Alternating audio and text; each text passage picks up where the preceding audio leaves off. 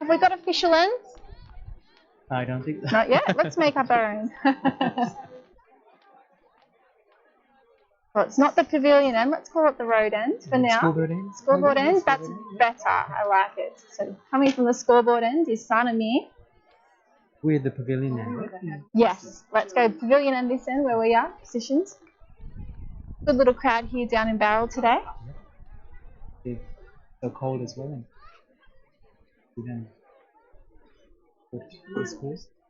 So coming around the wicket with some off spin to the left-hander.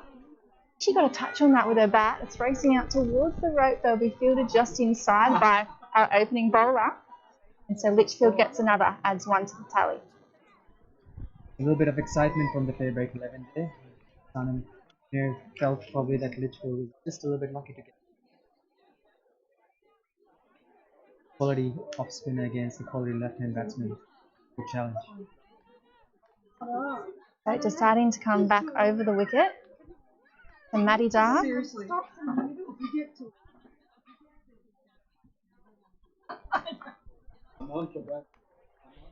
Dark taps her bat, waits on me. Defends. Probably smart facing your first spin delivery of the day. Yes. Looked a little bit like a leg spinner. Ah. My eyes might be defeating me, I'm not sure, but Sam seemed like she came in with a leg spinner there. Former Pakistani captain in again. So Maddie Dark has to stay put. Some brilliant fielding there. High five from the FairBreak 11. Did you watch the game last night, the Yes, World I was Cup? there actually. It was a wonderful match. Good start for India. Here comes Mir, again into Dark. She plays it back to the bowler. Brilliant work by the captain, leading by example. FairBreak 11 is on the ball today, just like India were yesterday. I thought they posted an okay target, but I think the pressure told on Australia. They panicked in those middle orders. Against the spinners. Yeah. Mir, again into Dark, who just packs it into the onside. They rotate the strike. Singles at the moment for the Bradman 11. They're none for five. None for five, so still keeping wickets in hand at least. But I'm pretty sure FairBreak 11 will be happy with this start. So talking about yesterday's match, it didn't seem like it was 14,000 at Sydney Showground because the atmosphere was quite good. Coming back around the wicket to Litchfield, just stabs it into the pitch. Doing some ground keeping on the wicket. That's the end of the over as well. So Bradman 11 remain none for five. Is this your first time to Bradman Oval? This is my first time. Yes, Bradman. I haven't been to Bradman Oval. I've driven past this area, but I've never actually come to the Oval or the museum. So it's a privilege and an honor to be here as well. And it's a picturesque pitch. It's beautiful, isn't it? Yeah, absolutely. With the mountains in the backdrop. So Solomon's going to continue with pace from the pavilion end, right arm over the wicket into Dark.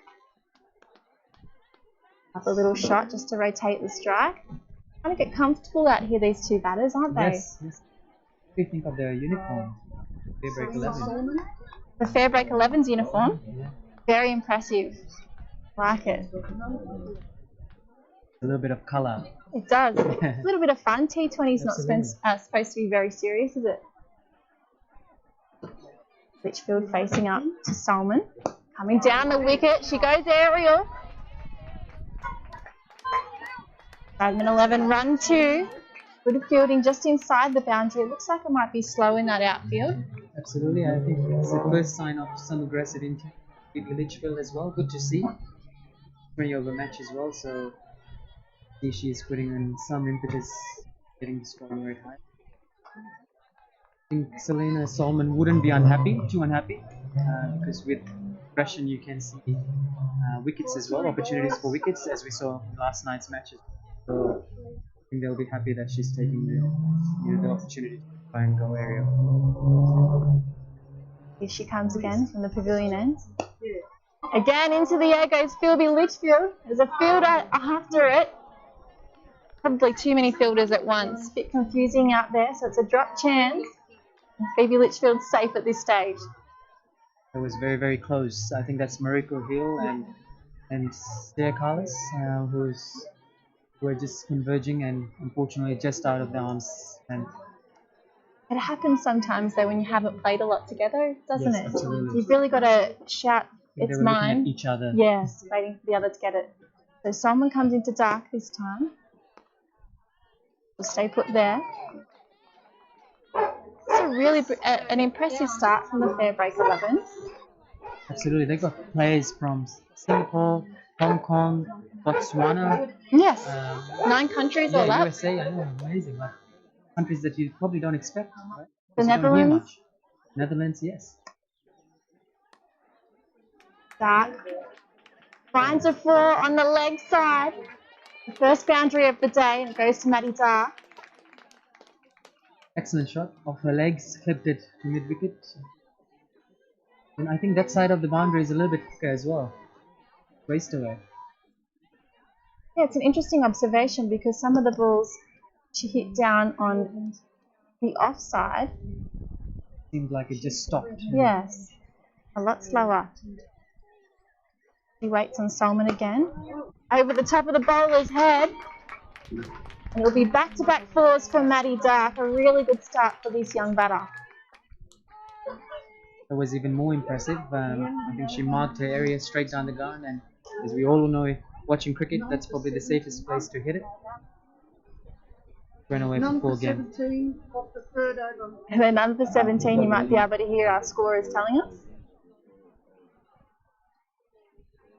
Scorers have warned us not to give them trouble.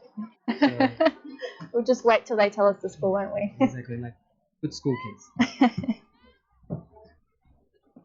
Talking about Netherlands, Carlos held the world record at one point. Did the highest T20 score, Meg Lanning, and then Lanning came back and broke it, and then Lisa Healy came back and broke it. So got some quality. Looking forward to her batting in the second innings. I believe Healy might have been out with Lanning in the middle when it happened too. Exactly. And she was actually Carlos's. She was actually there when Lanning broke the record. Wow, isn't that incredible? Well, here comes the captain, Sana Mir. Litchfield defends. Trickles out into her leg side. She'll stay put there. So the Bradman 11 and none for 17 again. And I've just seen Mariko Hill being given the nod to warm up, so she might be bowling next. Yes. Here comes Mir. Litchfield down the track, plays it back to the bowler, frustrated with herself. Mariko Hill, away from cricket, she works in the pharmaceutical industry with Genco, who's one of the sponsors as well for this afternoon.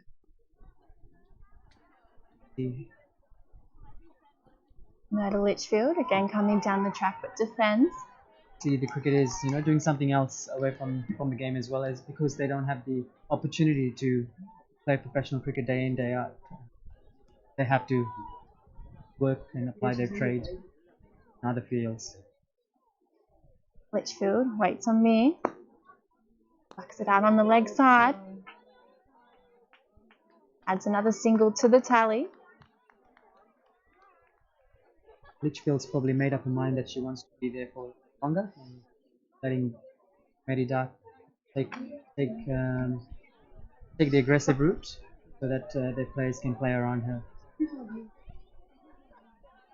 You've seen a lot of Phoebe Litchfield, Brittany. What have you seen that has impressed you the most? The biggest thing that impressed me was an innings she played at Hurstville Oval. Here comes Mia again, this time to Dark. Oh, chance. The catch. Great ball from Mia. And New South Wales were in a lot of trouble. And Phoebe Litchfield made 82, not out in the end, and really pulled them out of a hole and won them the match. So, see someone at 16 years old, such a level head, and the way she approached the innings was remarkable. This is Dark facing up to Mia. Plays it into the leg side. Rotates the strike. And she'll retain it for the next over. We all know that at the international level, everyone has the talent. Guess what differentiates between good and great players is the composure under pressure. So early signs are very good. Not to put any pressure on her, but early signs are very good. So the score is 9 for 19, we've just been told. And Hill has been given the ball. So I don't know much about her bowling. Do you? Yeah, she's a right arm medium pace bowler. Impressive. She's the Hong Kong captain as well. So, like we know, we don't get to see much of these cricketers. So it would be interesting to see what kind of attack is against Paddy Dark right now. He's wasting no time in from the pavilion end. Dark plays out to point. It's fielded brilliantly out there by Harry Chan. But they do sneak through for one, the Bradman 11. So they're 1 for 20 now. She's a tall girl. Very tall So for a cricketer. if there is any bounce in this pitch, if she can. I know you were talking about her work in pharmaceuticals before. She's also done an undergraduate research fellowship at Oxford University. A very smart young woman. And there's the wicket. She's taken the first wicket for the FairBreak 11 here in Bowral today. And it's Phoebe Litchfield that's out. What a brilliant I scout. think we put their markers on Phoebe Litchfield, unfortunately. Gave her too much pressure there. But what a delivery from Mariko Hill. Bounced off a length as well, outside the off stump. And Litchfield couldn't move her bat away in time and therefore edged straight to the keeper. Well, Litchfield's out for 7. And it brings Hannah Darlington in, Sydney Thunder player. Proud Indigenous girl as well. Hannah Darlington. A talented spinner as well, so we'll probably see her in the field. Also keeping the pressure on FairBreak 11.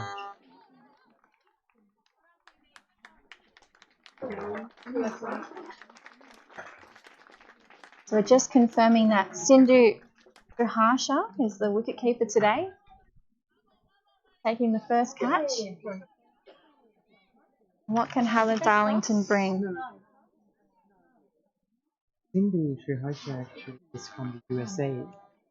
She actually played in the India under 21s.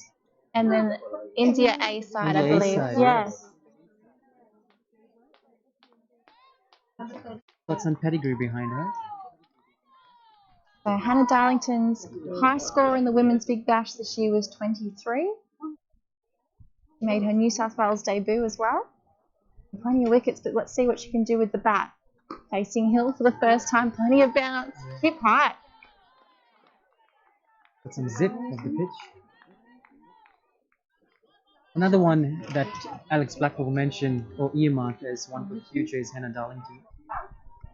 Again, same thing, but with the exposure that she. Hill into Darlington again from the pavilion end, and she just lets it go. It's a wide. The first wide we've seen today, which just shows how impressive the FairBreak 11 have been. Yeah, absolutely. The highest Hannah Darlington has batted? Number 3. I think the problem you'll find is she is a great batter, but given the pedigree above her in the New South Wales and both Sydney Thunder camps, hard to get up higher at this stage. She's still quite young, only 19 years old. Here she is again. It's another wide, so not great couple of deliveries from Hill. I think the issue here with Mariko Hill was that she's been bowling to a left-hander for first couple of deliveries, and therefore she has to change her line now. Probably just a little leg side.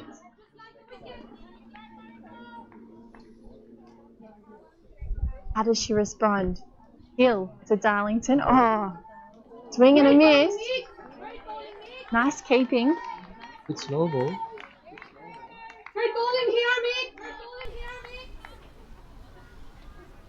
Certainly deceived Hannah Darlington, didn't it? Yeah.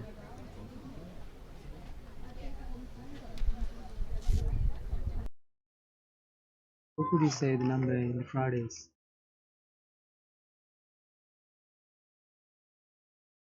Hill, Darlington connects with it this time. It's a dot ball played back along the pitch to Hill.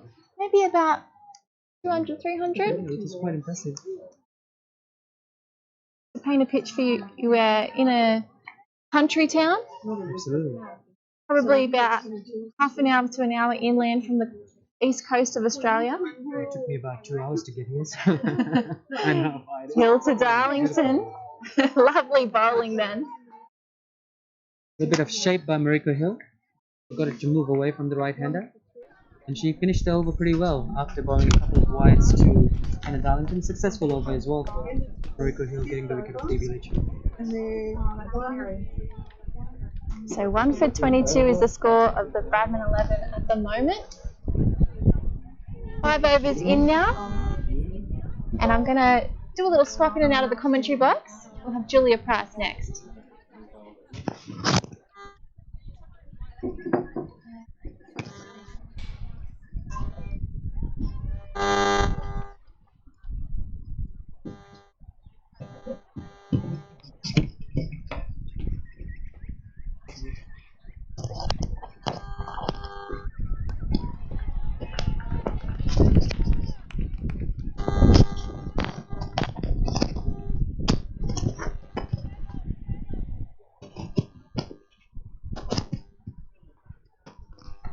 Good afternoon, Julia. Good to see you. Yes, you too. Bit of a chilly afternoon here at Bowral. Although you've got the short sleeves on, I've got the jacket. I was telling Brittany as well, I'm freezing. I think this is Kerry Chen as well. And we've made a decision that it's the scoreboard end. I like that idea. This is pavilion, I'm assuming. Yeah, this is the pavilion end, that's right. I'm all over this commentary stuff.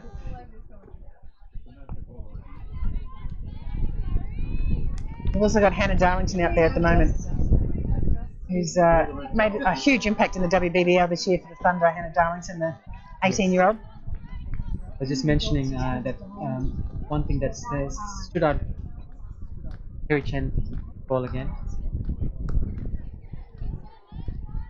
Not sure if she's just trying to bowl into the wicket at the moment or it's just getting a little bit stuck. I'm not sure. If she's trying to bowl into it, I think with the field that she's got set would probably be fair enough, just so that it can sit up a little bit, and she's got a long on and a mid-wicket at the moment.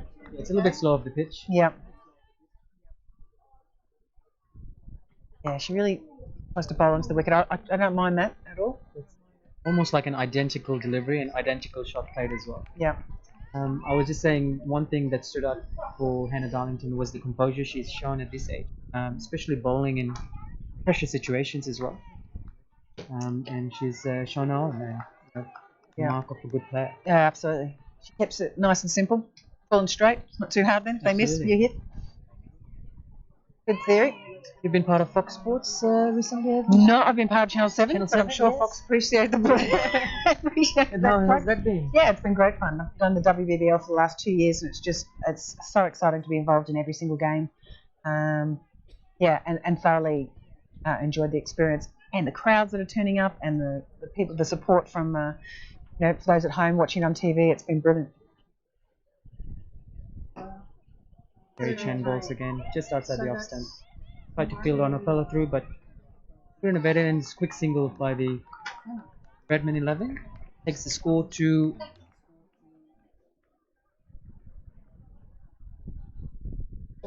So, 1 for 27 after 7. They're keeping it nice and tight. I don't think it's going to be a high-scoring game, this one, purely because it's pretty lush outfield, slow deck. A little bit like last night's game, I suppose. And did you go and watch it? I as didn't. well? I was on Channel 9 last night, just so in the studio doing that. But, interesting game, though. Yeah, I was part of the crowd. Oh, fantastic. Yeah, what was the enjoyed it. atmosphere like? It looked amazing. Yeah, I was just telling Brittany again that with 13,000 people there, it still felt like about 30,000 people there because the atmosphere was amazing. I think whenever India plays Australia, they bring their crowd in, and a lot of music, festival atmosphere. There's Marika Hill from Hong Kong. And what a match it was as well. It was, I know. Certainly opened up that pool. Australia Yes. bamboozled completely by Poonam Yadav's wrong-uns last night. Yeah, quality legs. Yeah. Rangan. Yeah, and took the pace off it on that pitch. That was smart play from India. As Marika Hill just stops in a follow through. Someone just distracting the batsman. What have you seen in Australian cricket that has impressed you the most in this WBBL season? Well, it's probably our youngsters, like that one just right there. Hannah Darlington picking that ball up beautifully, just short of a length and recognised it pretty quickly. Got a fairly square mid-wicket, so she's just popped that over the top of their Callis's head at mid-wicket, straight mid-wicket there. But what's impressed me the most is that composure of these young kids coming through and their ability to be able to step up to that level already. Obviously, Phoebe Litchfield we saw get out before, not her best performance today, but we know what a talent she is, and obviously played recently in that bushfire relief game as well. Mixed heads with a lot of great cricketers. Yeah. Of the yesteryears. Definitely. Yeah, that was a brilliant experience for her, no doubt. She probably didn't even know who Brian Lara was, but at the same time, with the WBBL, with these young kids mixing in, it's so important to have, like obviously Alex Blackwell played this year for Thunder, and she's a fantastic mentor, and it's so important to have that balance in your teams, the older players mixing with the new young and up-and-comings. Lovely straight drive down the ground, fielded by Selena Solomon. What of the FairBreak 11 that you've seen has impressed you most at the moment? Well, I think it's just their energy. They're so excited to be here. They're lapping up everything that they're learning at the moment. They've had some good skills sessions this week, and it's not warm out there at the moment, and they're all in their little short sleeves, but they're all working hard to their bowling plans and been listening hard to their coaches as well. So good experience for them all, but just that energy that they're all bringing to it. Obviously, Marika's been her bowling is definitely one of her strengths, and I saw in the game before this one as well, she batted fairly well as well. I think Marika Hill was part of the Melbourne Renegades setup at some point as well. Okay, right. Yeah, and Carlos has been part of the Thunder setup as well. So. Yeah, she has. We also had Carlos in Tasmania with us for a while, but just as a Dutch import, played in our club system and won the medal that year. And she's now playing for Prahan in Melbourne. Yeah, performing really well as well. So it's good to get some exposure for them as well. Shows that they're pretty skillful and talented out there. Yeah, absolutely. It's about getting those opportunities, and pretty much that's what this is about. Definitely is getting people to be able to see what some of these girls can do from different countries, not necessarily be tied into just playing with their organisation if the rest of the country's infrastructure isn't good enough for them at the moment. So it still allows those opportunities. So you look at someone like Kim Garth, let's say from Ireland. She was a rookie for 3 years and then got a contract last year with this year with the Scorchers. So it is possible. Not that they're an associate nation; they're a member nation now. But at the time, it's just a really good story. The other thing is obviously Thailand being in this World Cup is going to be fantastic for them. They're going to get great exposure, and potentially some of those girls may get picked up. Very similar to what's in the BBL at the moment with Afghanistan, the men, and a few other Nepal. There's a few countries that wouldn't normally be on the radar for BBL teams. So yeah, and I think Thailand's putting a lot of effort now into growing their infrastructure for cricket. I think something that Hong Kong was mentioning, that they are getting more exposure, and therefore Thailand's becoming a quality side. I guess these other associate nations, if they can get some backing and support from other countries, it will only help their cricket. Definitely. So we've got Celeste Wright coming on here, the Australian Western Sydney / Irish person. That's a good description. With that token, I'm just going to take my leave. No worries. We've got Lindsay Smith. Brilliant. Fantastic. So a fair bit of flight there straight away from Celeste Wright. Only into a decent bit of a breeze coming across the ground. Might help with a little bit of drift for it. So welcome, Lindsay Smith. Thank you. How's the hand going? We believe there's a little injury early in the tour. Yeah, no ideal. Picked up first warm up on the first day. So you're here for a holiday, basically. And what's the prognosis? Just a few fractures in the thumb, which around a bit. I think my time in Australia playing wise is pretty much done. And you being a left arm. It's not ideal for a left thumb. No, it's definitely not. No, my right hand's pretty. I hope you, and I hope you haven't told Lisa Kirtley yet that you've injured yourself, have you? I think the doctors maybe have let her know. You've been told to speak up. You've got a very soft sorry, voice, dulcet English tones. Yeah, well, I've got to be careful on the old accent. So how long have you been out in Australia? I came over early December Okay. to play some grade. Parramatta in Okay, Sydney. very good. Meant to be doing the whole season, Yep. so here till April, but yeah, not so much playing anymore. Maybe running the drinks. Yeah, that's not a bad thing. How's the season gone for you, other than the injury now? Yeah, it's gone well. It's my first time out in Australia, so the girls have been great. It's been really nice to be part of the team. Results haven't quite gone our way. Yeah. Yeah, it's been great learning experience. Fantastic. And what were your expectations when you came out here? Did you have what were you hoping to achieve? It was just to kind of play some matches, really, get game ready, and just learn a bit more about myself. I came out here on my own, so just see what was going on out here, really adapting to just growing and playing as much cricket as possible. Really, I didn't fancy staying in England. Yeah, it's a good excuse, isn't it? Yeah. And that's the end of the over. It's 1 for 39. So, and what have you actually learnt? Have you learnt, with regards to the pitch conditions, what's the difference between bowling here and, say, bowling in, I don't know, where? Where do you play in England? Yeah, exactly. Which part of England are you from? I'm from London, but Okay. I'm based in Loughborough now. Okay. Midlands, yeah. Yep. It's been pretty similar, I guess.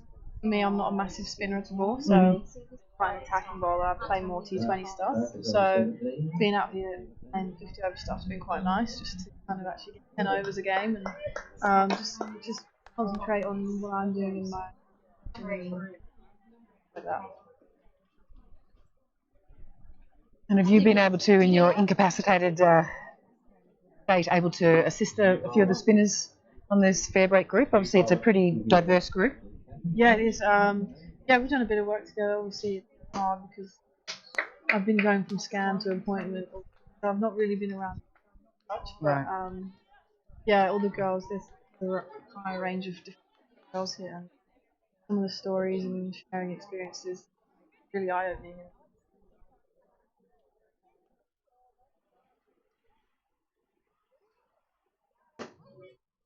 So we talk a lot about cricket and, performances on the fields and stats and things like that, but sometimes it's more also about the broader reach that it can have, and also the friendships and the different people that you can meet. And obviously I wouldn't imagine you've played with too many people from Botswana or Singapore or Vanuatu before. Yeah, no, it's definitely been eye-opening. I said when I was reading the team list for the 4, I have got no idea where Vanuatu is or that it existed.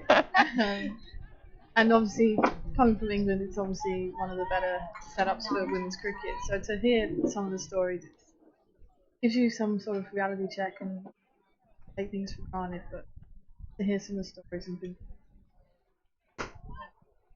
Have you had an opportunity to pick the brains of Sana Mia at all, obviously? Her being a right arm off spinner, you being a left arm off spinner?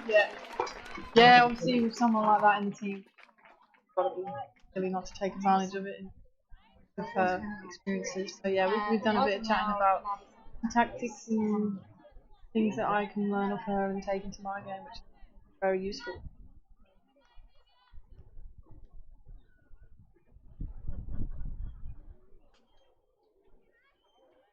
So Maddie Dark drags that one from outside the off stump and can't be cut off. Down on the boundary by Selena Solomon. Another 4 to Maddie Dark. The youngsters would have batted a fair bit together coming through the under-18 system here for New South Wales, both of them from around, well, when I say this area, it's quite a big area. It's New South Wales. We're up in the mountains in Bowral at the moment, Bradman Oval, beautiful venue. Lovely, just a little bit cold. You should be fine with that. Yes.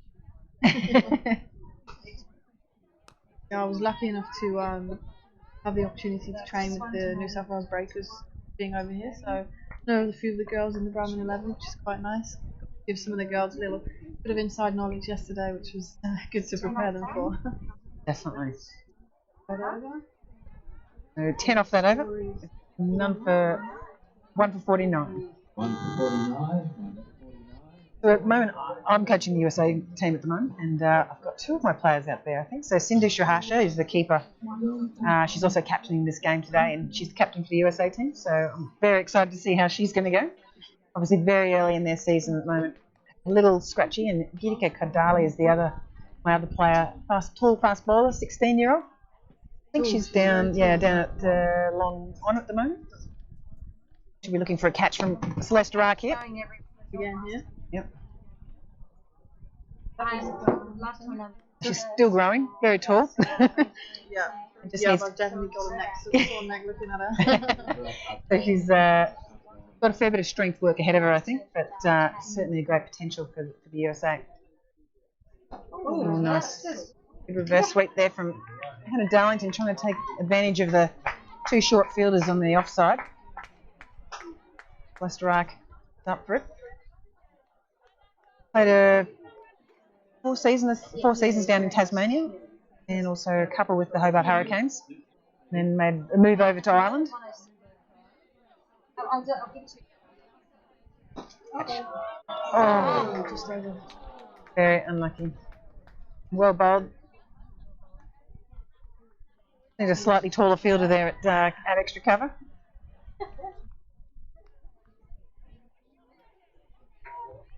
What's the plans for, you're in the English squad Yeah. at the moment. What's the plans post World Cup? We have a little bit of time off, and then when I head back in April, we back into training pretty much straight away. And that's a big hit from Hannah Darlington. Full toss from Celeste Wright. We've got a new competition coming in this year. Should be pretty exciting. The 100 ball. A few new rules to Can you learn. explain that to me? Yeah. I can try. What are the key differences As it other than it's 20 balls short? 100 balls. The bowler can bowl 20 balls in the game, and you can bowl either 5 or 10. Right. What would be the advantage of bowling 5 as opposed to 10? Well, I'm not sure there'll be many fast bowlers bowling 10. But yeah, it's obviously a lot of tactics. I guess if you're bowling 5, you kind of rush through it and get on top and then get a new bowler in straight away. Yep. I guess if you bowl 10, it can go one or two ways. You can have a good first 5 and then they start to get used to you, or you can really nail an end down for 10 balls. So I'm sure it'll be very tactical. Yeah, bit of learning to do before then. And who are you playing with? I'm at Northern Superchargers, Right. so we're based in Leeds. Yeah, it should be very exciting. Who else is in that group? We've got a couple of Aussies, so we've got Alyssa Healy coming up. We also have Jemima Rodriguez from. So we had them last year, the Super League. Jemima had a great season last She year. was fantastic. Yeah, to say she's 18, her cricket brain is unbelievable. So it'd be great to have her. She's pretty good last night. She came in at a bit of a challenging time for the Indians last night, and she really showed, that cricket awareness that she's got. Yeah, as such a young kid. Yeah. And when's the 100 ball starts? July, is it? Yeah, it starts towards the back end of July and August. Similar to the Super League, just a kind of month franchise stuff. Should be good. And who's coaching your team? Danny Hazel. Ah, okay. Is this her first coaching appointment, or she's been doing a little bit? Her first one was last year, which was with in the Super League, with the Yorkshire Diamonds. So it's pretty much the same team, just with a different title. Yeah, right. But yeah, she was great to work with and learn from. Choice as to why I went back there. So Spin there and spin it. Yeah. Very good.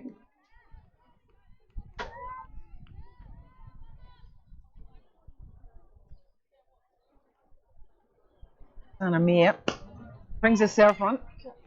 Oh. Lena Simon just manages to drag that back in. He's questioning whether she even should have gone for the catch then, but bit of a tough one. But Sana Mia brings herself on to try and dismiss Maddie Dark. She's been out there for a while now.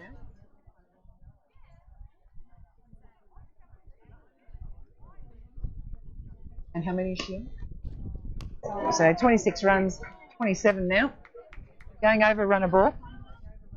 Doing a good job on a bit of a slow pitch and a pretty thick outfield as well. It's not flying. Is it? There was a spinner on a pitch like this. What would your tactics be? Oh, I think you put it up there. I wouldn't want to give them any sort of light it up so they can come and whack it over. I'd be bowling it into the pitch, I reckon. Mm-hmm. In that long grass, it's not going to fly through. So. You just see from that ball then, Sanamia really took the pace off as well, which I thought the Indians did very well last night. Yeah, they bowled pretty well, hey? They did. They're just very smart about how they went about it.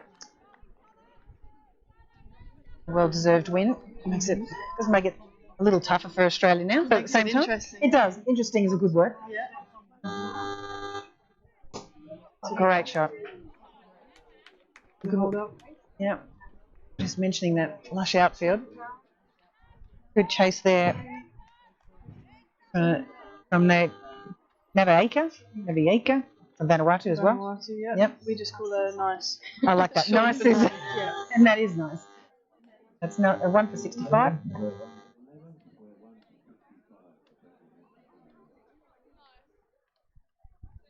There's a broad group, lots of different countries. Have you done any non-cricketing events since you've been here, other than trips to the hospital?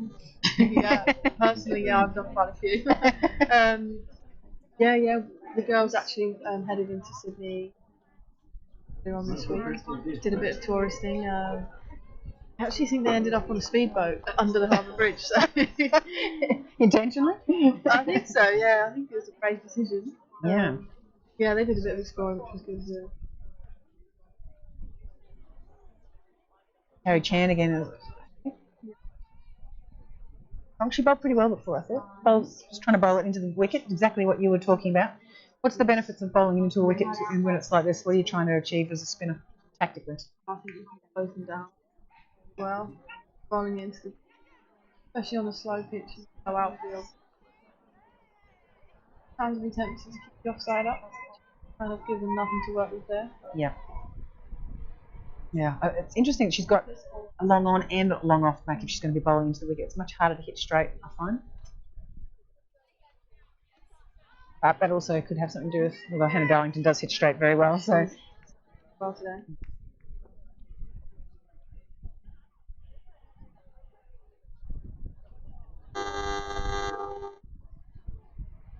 Bradman 11, women's 11, putting a good total up this stage.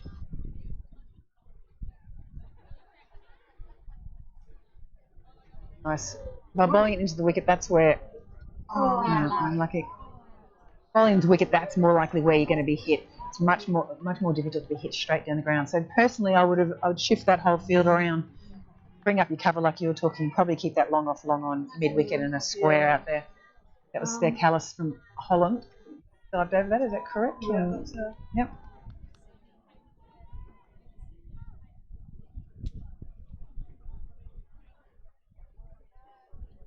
Nice, good flight.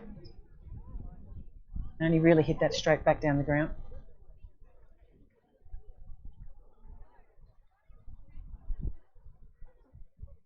What's the structure like in the domestic scene now for England, other than the 100 ball? Have you got the county system still happening, or? Yeah, that's a great question. So this year they're actually trying to change it. So we do have a county structure, but this year they're trying to make it a bit professional. So they're trying to contract 40 more girls to professional, so they can focus on their training a bit more. And it's a tough one when I was kind of growing up and graduating from uni. You come out of uni and you think, oh, I need to get a job now, and I can't completely focus on. Yeah. To give that opportunity to younger girls coming through, I think it's fantastic and only improve our levels and then England. But yeah, fingers crossed it will go to plan. We're not so sure on how it's working just yet, but to have 40 more girls professional would be fun. Maddie Dark really accelerating here at the moment. I think she would have learned a lot from being around the Sydney Sixers this year. Maddie Dark, quite a slight young thing coming through. Probably just didn't have that power game that's required. You can see her that she's really withholding a shape at the same time, really trying to hit those fielders on the boundary hard, which you want to start seeing. Yeah, I think she can only grow as a player. She made her debut this season, New South Wales Breakers, So we've got Maddie Dark on 34, not out at the moment. Hannah Darlington 32 not out. It's a good partnership. Oh, Yeah. these two? Could do a little wicket here. Nice. And it looks like there is a bit of a change of field. Sana Mia's like Selena Solomons coming back on. Bring back the opener. Yeah. Hopefully we can get a little breakthrough here. Great work here from Sana Mia. They're stepping up, obviously. Indisha Hush is the captain today, but Sana Mia, someone like her, it's a great opportunity. You can see her also helping Selena with the field. So important with these girls when they're developing, and particularly young girls as well. Sort of getting them to understand why they've got. You're going to get hit. You just need to pick where they're going to hit you and control that element of it. And as a spinner, you'd certainly know that. Yeah.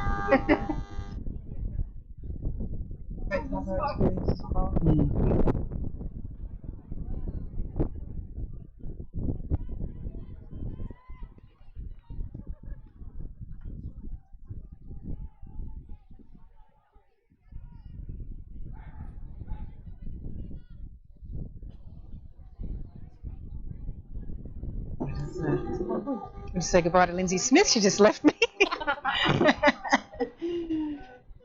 Just go back to her coffee. Oh, and a big swing from Hannah Darlington, looking downfield. The field back. A little bit of a high risk shot though. The wind has seemed to shift, and she would have been hitting with the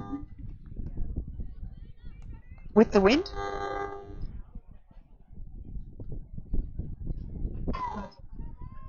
Rachita from Hong Kong has joined me, and you've recently moved to Brisbane. So, which is fantastic to do some research. Sort of, are you going to continue with the cricket in Brisbane? I'm hoping. I'm right now suffering from an ACL injury. Not suffering, recovering from an ACL injury. Maybe both. Yeah. Yeah. So that's why I'm out of this match today, which I was supposed to play. But I'm really happy because my captain Kerry Chan has gotten the opportunity now to play. Very good. It's really good for her. She's a really passionate cricketer. So I'm really proud that she got the opportunity now. Very unselfish of you. So, we were talking before about the Hong Kong cricket scene, the club scene. What happens in Hong Kong on that level for women cricketers? So we have a club system of 6 teams, and from those performances and a national performance squad, the national squad gets selected. And what's on the horizon for Hong Kong? We have an Asia Cup qualifiers coming up in June. Wow. So hopefully we qualify for that. Where's that being held? In Malaysia. Malaysia, right. As of now. Yeah. Fantastic. And so the team will get picked, I'm assuming, late May. Yeah, late May. You going to be anywhere in that picture? The Hong Kong Cricket Association asked the Brisbane physios if they could get me ready for that. Beautiful. My physio said no. Okay. You need to find a new physio? She said not until September. You're not playing until September or August. How bad was your ACL? Was it a full fitness clear? Okay, yeah. That's right. Yeah. And when did that happen? The day after my birthday in October. Right, I don't know when your birthday is, but okay, in October, yeah. So you've got usually it's a minimum 11 months, they say, before you can start doing too much. So I hate to burst your bubble, but you can sit on the sidelines like Lindsay Smith has just been doing and mentoring some future cricketers. And also, it actually, I feel, helps when doing mentoring and coaching also helps your own game. Yeah. Are you doing any coaching? Were you doing any coaching back in Hong Kong? What's the junior system like there? Oh, Selena Solomon just bowled that to, was it Hannah Darlington? Or no, that's Maddie Dark, and she's just hit that downfield. The wind seems to have shifted a little bit, and great work there at long off by Stair Callis from Holland, who's come around and taken a good catch. She's been over in Australia for a few years now, on and off throughout the summer seasons, just keep improving her game, and that certainly is the culmination of a few years of work into her fielding.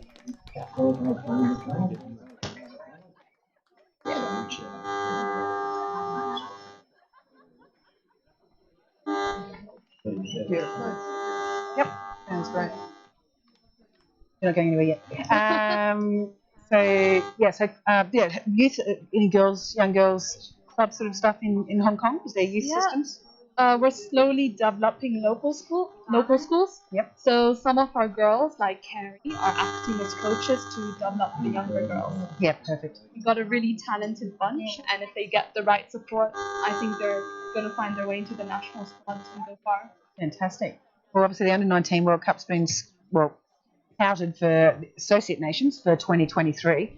Yeah, absolutely. So That's great. it is a great incentive for a lot of young kids to be now to get it sort of happening. So does it actually get played in schools in Hong Kong, or is it just mainly club system at the moment? Mainly club system. Okay. Like, it is getting played in schools, but the club system is the way to progress onto, say, national squads or development squads. Carrie Chan is back on the ball. Selena Coleman just got Maddie Dart out with a great catch from Sarah Connor.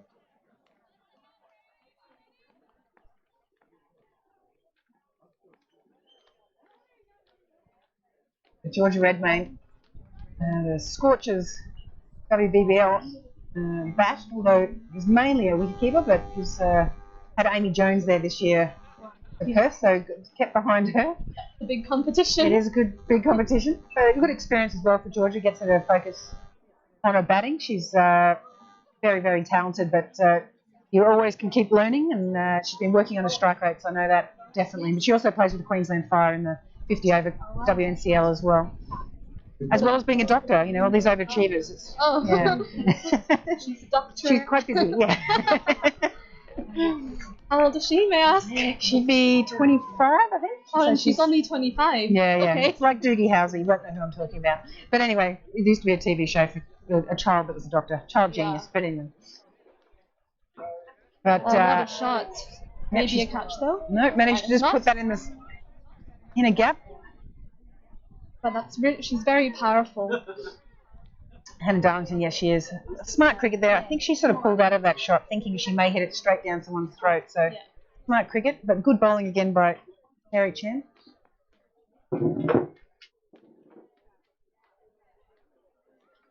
Good shots, good bowling here, but they're playing some really clean shots. So good cricket from both teams. It's a tough team, this Bradman.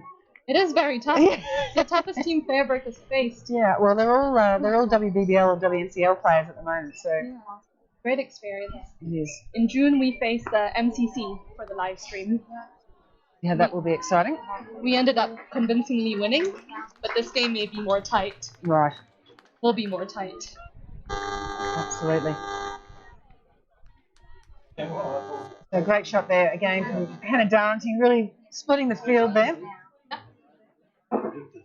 Sanamir giving Carrie some advice on where to bowl. Now she's just started to come back around the wicket, which I think is probably a smart option. Oh, what a bowl. But she still managed to sneak a run there. The good thing about this, you can see that the girls are actually they're not concerned with getting some ugly runs, which we'd call that an ugly run. The Yeah. bowlers win, but at the same time, the batting team still got their additional run. A run to run. Yes, it is. Thanks for joining me. Julia? Welcome back, Brittany. How are you? Good, thank Enjoy you. your coffee? Did you have a good break? Yeah, no, it was great. I think it's Great warmed up. catch just before.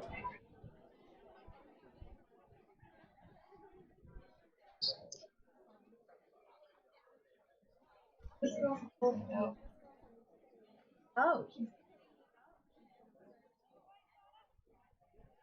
Sorry, guys. Right. So yeah, 2 for 93 at the moment. We've got Hannah Darlington on strike. She's on 40 off 36. We've also got Georgia Redmayne out there 2 off 2 at the moment. So Gitika Kadali coming on for the USA, but from the USA for the FairBreak 11. She's a young 15-year-old with plenty of potential. Went to the qualifiers last year for the T20 qualifiers in Scotland, but managed to injure herself, so only got the one game while we were away.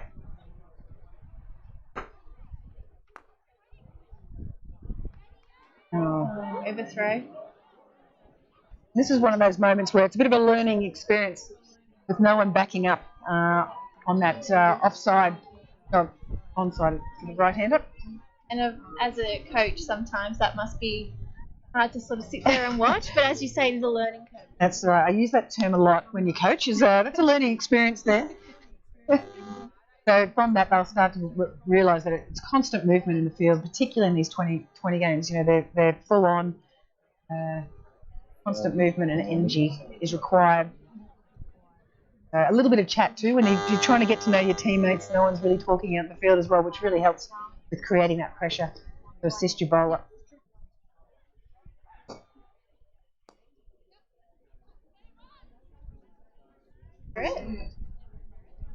Be cleaned up really nicely by Avika. Now, she's been brilliant in the field today. She I have has to been, say. absolutely. She's been a little bit lucky that this side of the ground seems to have a slow outfield compared to the other.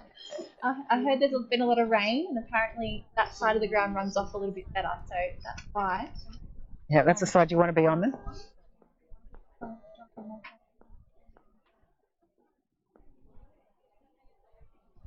Dalek continues, just hasn't quite got a line right, and they sneak through a very well run single from Hannah Darlington. Just worked around the corner to Sanamir. No, not Sanamir, sorry, that was Divya, Singapore. What have you made of the Bradman 11 so far? Yeah, it's a solid team. We were just discussing that, like the talent that's coming through. You know, a lot of them, in fact, all of them are playing either in WBBL or WNCL. So a fantastic experience for this FairBreak 11. You know, they're going to get challenged. Nice. Lovely work by the captain. Great areas as well there from Giedicke. She's trying to keep it nice and tight. Just can't adjust her line to the left-hander at this stage. But no doubt she's getting some good words of advice there from Sanamia at the moment. I'm hoping she's heeding. Taking notes. That's it. Putting the notes back in her pocket. Beautiful shot. Again, from Darlington. So how is cricket coming along in America? Slowly. It's it's a fairly overwhelming sort of task, I suppose, when you've got 330 million people and where to start. They don't really have a club system. It's not in. It's in a few schools here and there. Obviously, collegiately, we'd like it in that. So this at the moment we've just had a new board sort of probably start about 14 months ago. New CEO start in September last year, and a director of cricket has just started in February. So a lot of new people involved, which is great, some good energy in the organisation, but just trying to get some structures and plans in place that are more long-term as opposed to just sort of short-term tournament to tournaments, which can be difficult to manage, particularly with a lot of the leagues and factions around the place, not quite under the overarching umbrella of USA Cricket at the moment. So a bit of work to do yet, but at the same time very exciting. The girls that are in my program that I've had for the last year are very committed to it. They love the program. They're very excited about getting constant feedback, having fitness programs, being a little bit more accountable. So and we've got people like Giedicke, and we've got another young girl called Lisa Ramjet as well, another 14-year-old, and Roger, her nickname, that's right. And yeah, we've got a few young kids coming through, and we're hoping to we're doing talent ID camps at the moment in around the states in 6 different locations. So we're hoping to find a few more people from that, and from those camps. I'm hoping that we'll be able to start some mini regional competitions in those areas, just to start some more weekly sort of cricket, which isn't happening at the moment, which is where we're falling over a little bit. Having two of them here, though, imagine what they're going to say to their friends when they go back, and hopefully recruit a few more players. Yeah, absolutely. Well, as I mentioned, like Sindhu Shahash is our captain. She's keeping at the moment and also captaining out there today. So good experience for her. This is heel bowling. Yeah. A good experience for her, and yeah, definitely both her and Geets are highly regarded in the group, and they'll be taking a look back. They're very driven. Geets is good because she's at school sort of level, so she can give us a different perspective than someone who's out in the workforce like Sindhu. Fortunately, she works for herself, so it's a little easier for her to take a little bit of time off here and there to dedicate to her training. But to get the idea of what's happening in school systems, it's good to have a few of those, the ear of a few of those players, and Giedicke is certainly one of those. Another good shot there from Hannah Darlington. to Stair Callis at mid-wicket. 100.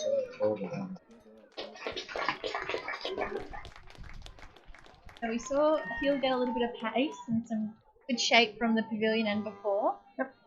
But Bradman 11 batters seem that creating good partnership. Yeah, the idea here, particularly in T20 cricket, is just to keep changing it up all the time. Nice shot there from Georgia Redmayne, just popping it behind point. And we were just saying before how it's a bit slow at this end, and it actually ran quite nicely then. She's obviously found the spot where the roller comes out, maybe, and followed that nicely. But a beautifully timed shot there from Georgia Redmayne. A little bit of width offered from Hill. They move along to 104. Still a few overs to go. Or at the end.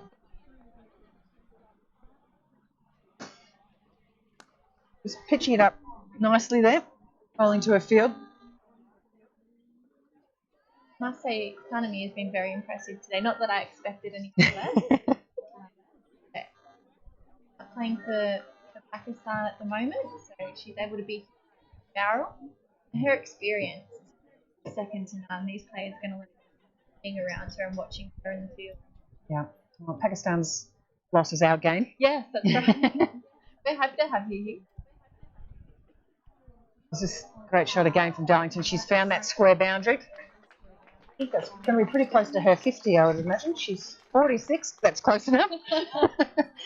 And I was just saying before, we had Anne Sherry here speaking for the Bradman Museum, and we're discussing how women are helping women out, and the fact that when New Zealand played Thailand the other day in the ICC. Oh, wasn't that brilliant? Yeah, it was fantastic. Yeah. So they actually sat down after the game, after their practice game, and talked through their tactics of how they went about scoring, their plans for batting and bowling, which is a great opportunity for Thailand to continue to learn, even though they're playing in a World Cup against one of the other nations. And I really love that about women's cricket, is the fact that they're still helping each other and learning all the time, and that's why this is such a good opportunity today with FairBreak and Bradman 11 as well. Waiting on a score update at the end of the 10th over for 111. Darlington edging towards that 50. I think what we've heard from the public too is that we often think of the New Zealand men cricketers as being really friendly. I think that flows onto the women's as well, and I hope that Australia would probably do something like that for Thailand too at some point. But really nice to see the likes of Sophie Devine and Susie Bates and the rest of their crew as well, spending some time with Thailand, because they could probably learn more from that half-hour session that they've learned in the entire lead up to the World Cup, I'd say. Yeah, absolutely. And the good story about Thailand is obviously they came into the started playing the game about 10 years ago, and they didn't win a game at the first championship they went to, and I think that was the Asian Cup.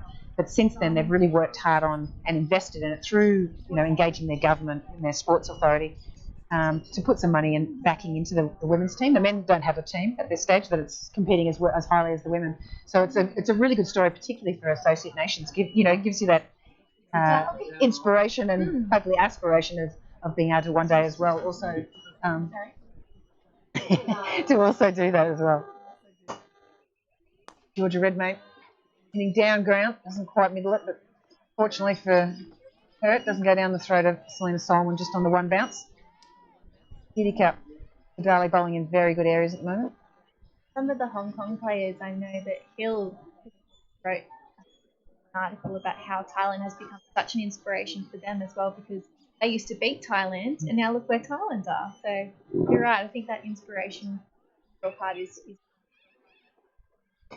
I'll touch it. Harry. Oh, no. The captain puts one down. Well, that'll be a drink after the game for Sanamir from Hannah Darlington, no doubt. So Darlington moves to 49 with that single. Given a lifeline there.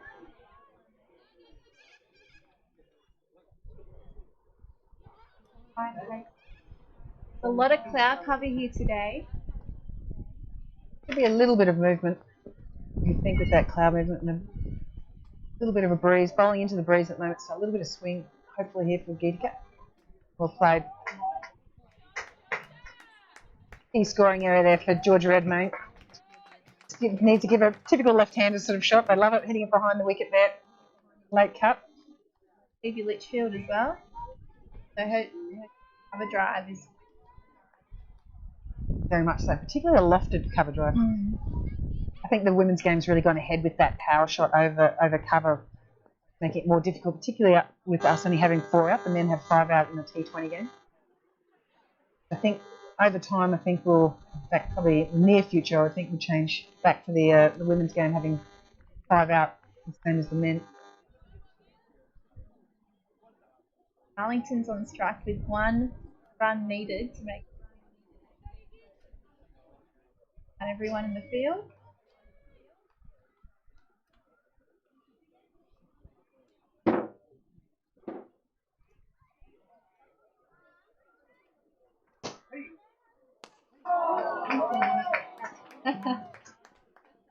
Redmayne looking for 2, but Arlington happy with the 1, so she brings up the 50 for the Bradman 11.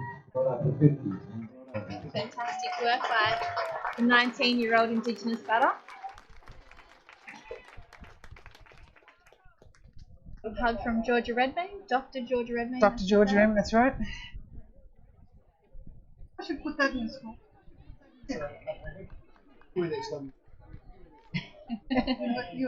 Debate about the doctor apparently, but we're going to run with it. There's no debate. He's absolutely a doctor.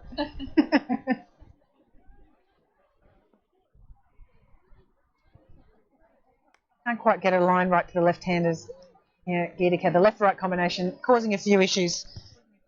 As I leave, and I'll be handing over to Jeff Lawson, who'll be taking my place. Lovely to meet you, Brittany. Yeah, you too, Julia.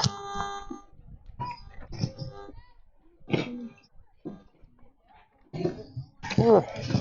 Just waiting for a score update as well.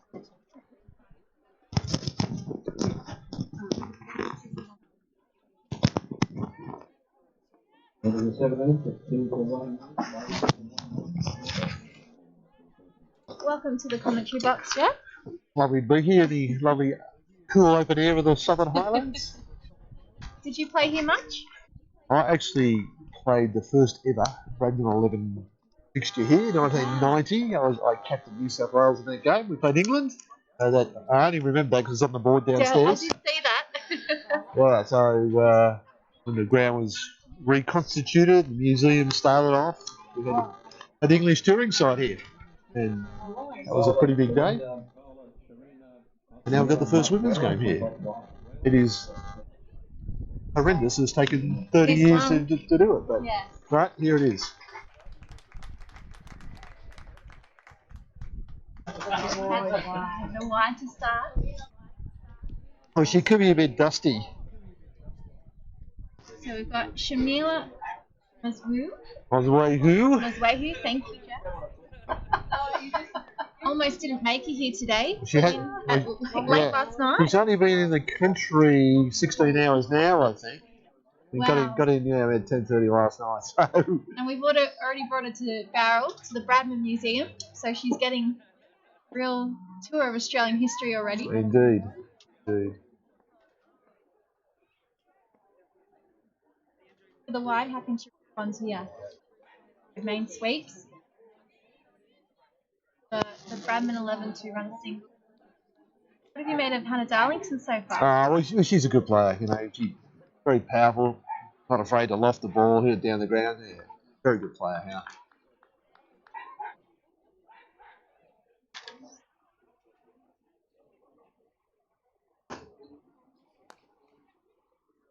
I mean, that's a tremendous shot because that's not that bad a ball. She's pulled it from outside off stump. You always had a good player with quick hands, and that got the hands through the ball. And there's a long on in a cow corner, a wide mid wicket, and she just got it between them. I'm on the ground too. The outfield's not that quick here.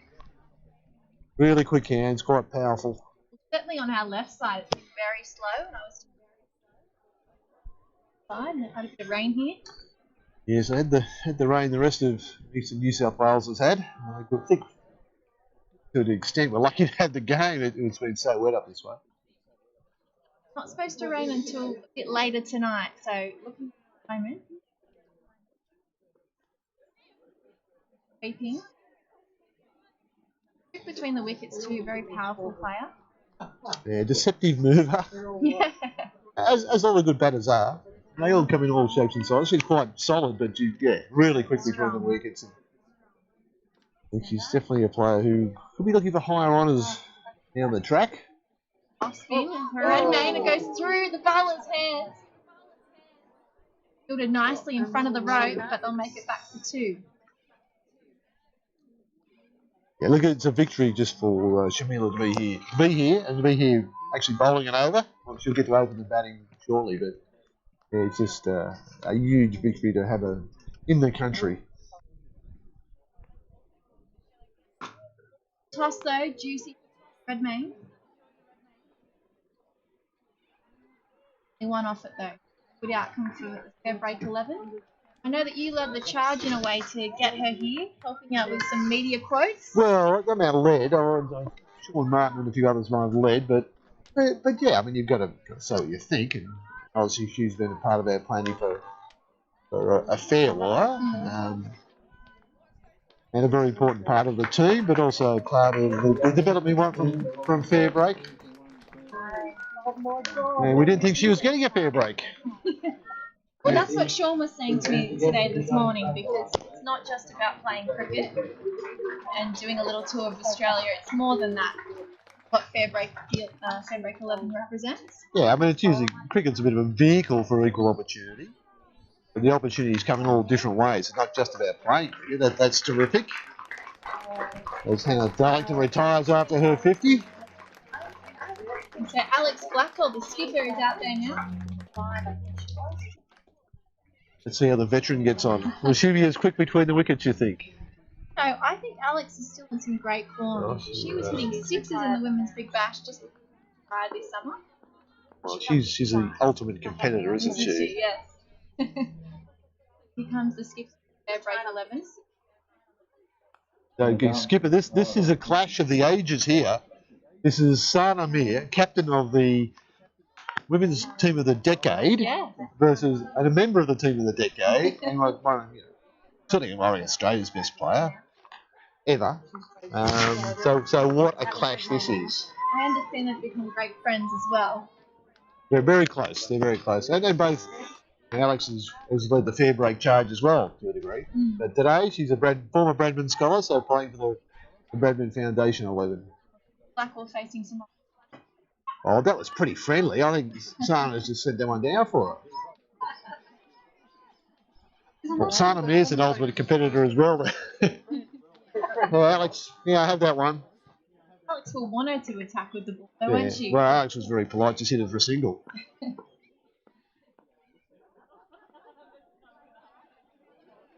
That's a sight you would not see, I don't think, any other sport, two of the greats opposing each other. Main swings onto the leg side and makes it back for a quick single there. Good fielding for FairBreak 11. In pressure for Bradman to make a bounce. Yeah, well, we've got the Bradman 11. Their academic qualifications, the two batters at the moment. Doctor and a geneticist. Oh. Both UNSW folks, of course. Well, I know Alex is a universities player. Did Bradman play? Yeah, actually, Georgia, yeah, she studied at UNSW, did her undergraduate medicine degree at UNSW.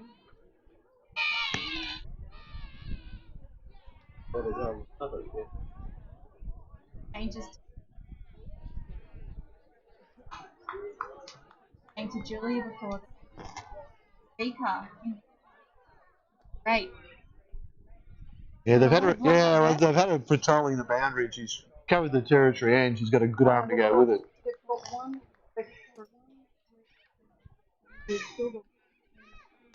Main swings through offside. Come to the single. Was it Alex? That was Alex rather. They look very similar from up here. Same colour hair popping out the back of the helmet. Again, very friendly between those two international players. Yeah. Well, it's a friendly sort of game. It's competitive, don't get me wrong. Both sides want to win it. We're not playing for a sheep station. Bradman leading edge up in the air. Top edge, I think. And sweep again. So that's the end of the over. The Bradman 11, 2 for 5. Yeah, it's good score on this slow outfit. You talked about it being on the western side. It actually was quite damp. We had some fielding practice here yesterday, and the groundsman didn't want us anywhere near that part, and I can understand why. It was quite soft and about Navika patrolling that territory. She's got to do it in soggy territory as well. I'm not sure it's quite like the outfields in Port Vila in Vanuatu. She's done a terrific job out there. Well, I think the fielding in general has been excellent. The skipper put down one running high catch, but the catch was Stericallis. Long on that. Brilliant. High quality of that. Probably the highlight for me so far, I might say. Well, here comes Solomon. She's going to inject some pace. Scoreboard ends. Bradman dispatches her to the boundary, finds the 4. Yeah, they might have to rethink that field, I think. No one back behind square leg. That's a tough field to bowl to in the death throes of a 20 over game. Last over of the innings too. Not really tight bowling at this point. Yeah, I mean, and Selena's been here since 9 o'clock this morning and warmed up about 5 times as well. It's a little bit cooler than she's used to. I was going to say, we were talking about Vanuatu being very sunny. On the postcards for Australia, I'm sure that they've seen have got sun. Yeah, I don't think it gets down to 16 or 17 degrees ever in Vanuatu. Solomon to Redmayne again, sweet. Well, it brings Buckle on strike. Bit of an overthrow. No one's completely backing up, but Sanami's there.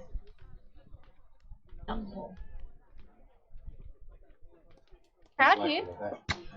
Yeah. The funeral is surrounded. The cars are surrounding the ground as well. They're sitting in their cars watching. I was thinking, give me a ground like this, you've got to have great insurance, don't you? Because if a ball comes through the window. You got to be careful where you park your car. Yeah. Might not want to bring your Mercedes down here. You bring the older cars down with you. Alex Blackwell tapping that, waiting on Solomon.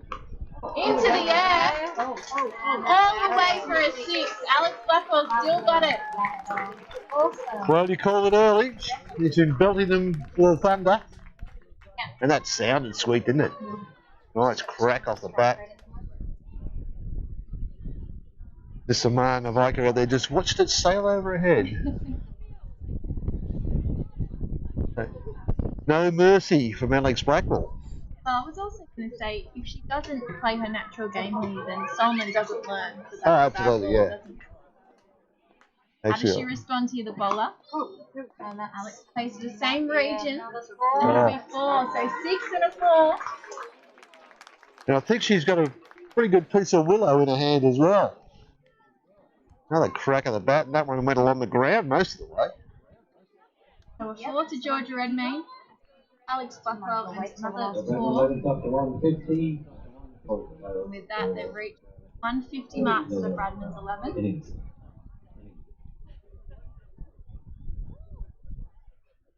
Darlington retired, having made FairBreak 11's way, and then Alex Blackwell.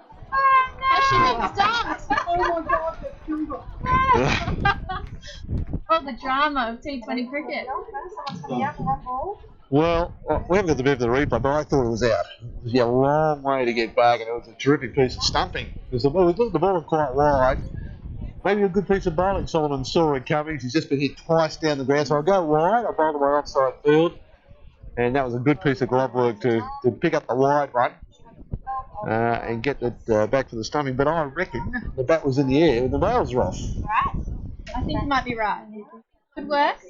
And we actually saw that from India last night playing in the World Cup against Australia. There were a couple of times where Australia found the boundary and there was a hit the next ball. So Sometimes it happens, doesn't it, when you're playing in attacking? Yeah, I wouldn't put that cameo from Alex Blackmore in the same category as the shots I saw last night at the showgrounds. I don't think Australia would be too happy with that effort last night. No. That was very disappointing. Panic from the middle order. Yeah, I think that sums it up. There was no need for panic. However, I see they turn up.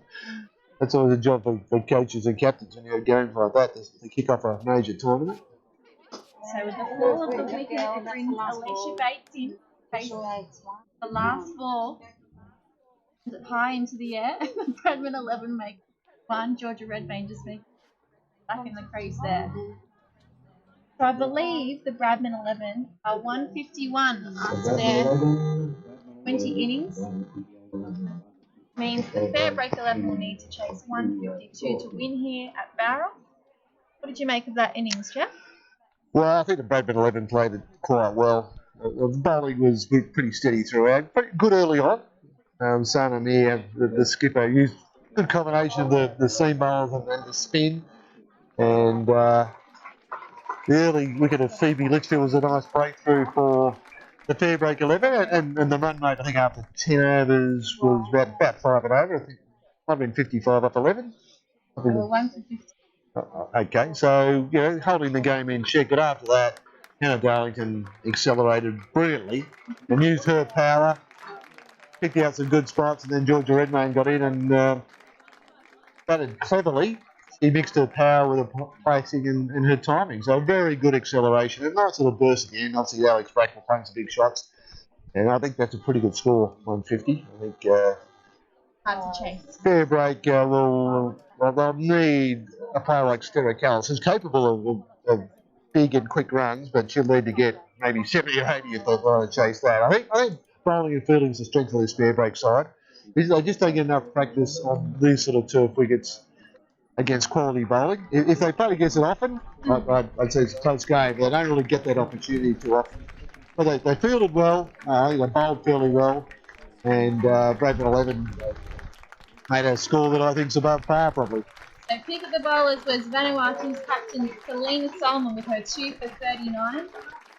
Marika Hill from Hong Kong also picked up a wicket, 1 for 22. So we'll take a break now and come back for the FairBreak 11 run chase. We'll need 152 to win here in Bowral. Thank you.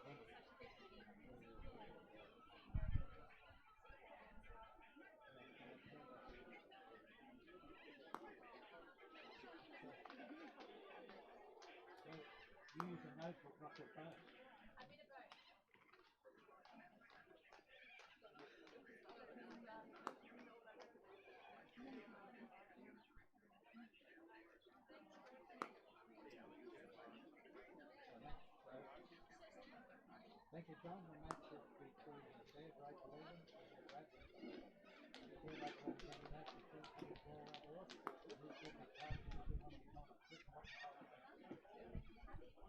So, Bowral is leading. Bradman 11. FairBreak Bradman got 100 on.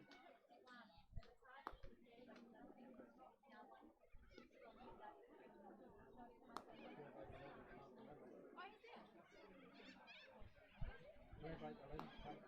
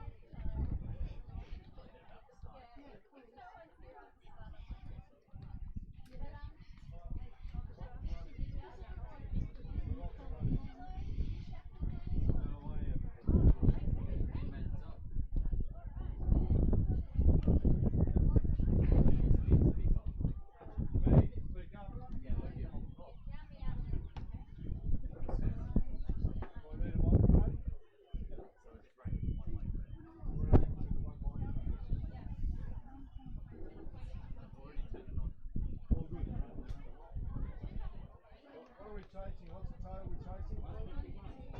We need 152 to win. 151 to win.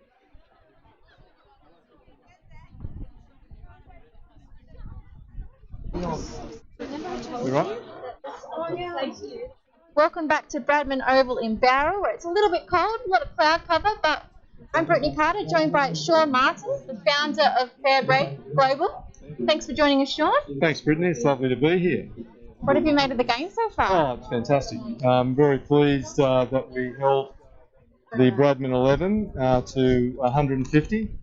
That's a great result for us, and a total that is not beyond our reach.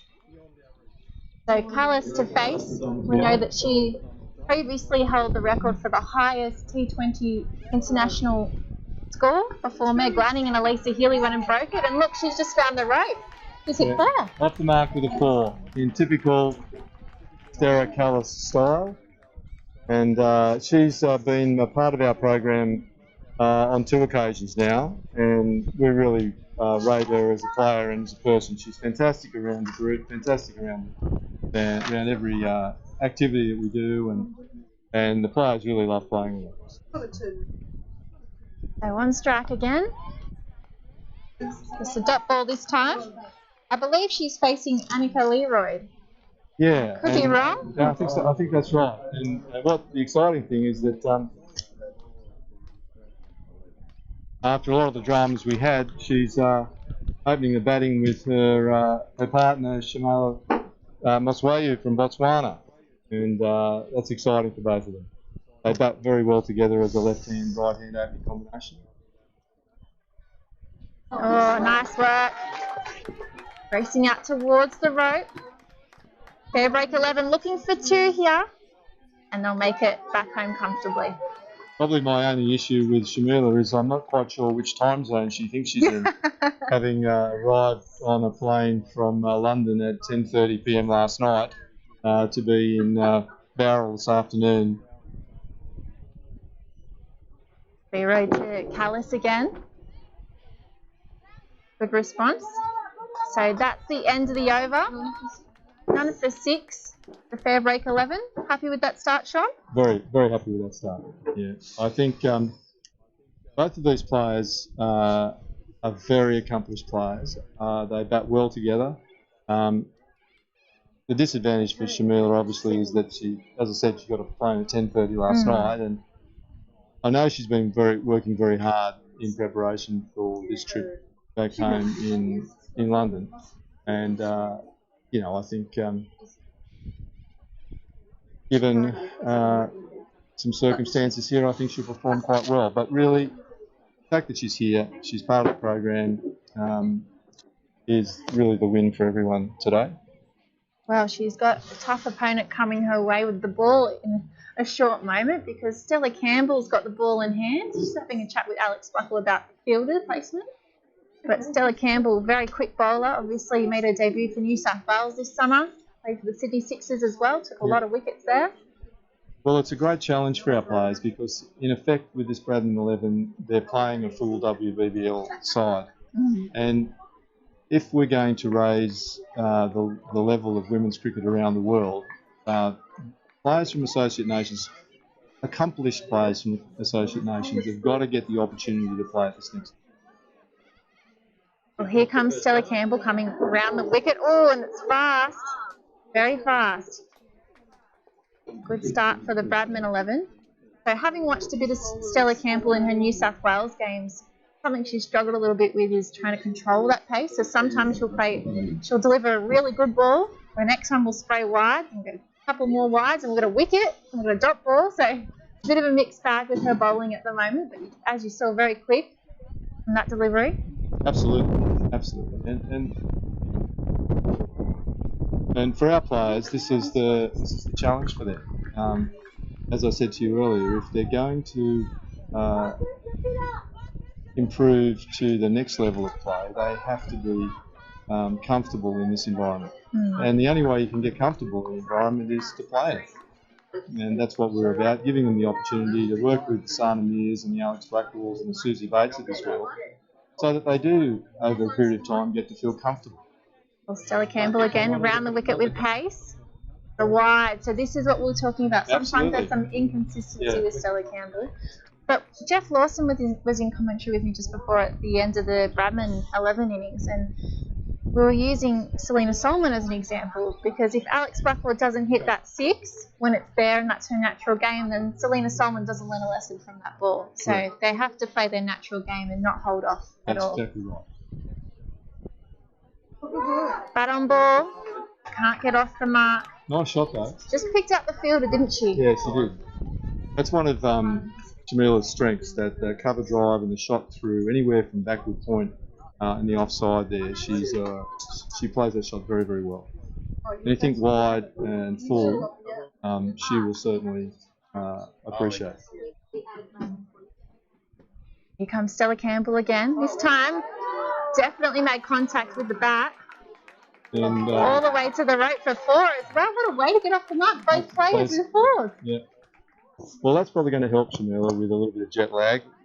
You know, not having to run too much is probably an advantage at the moment.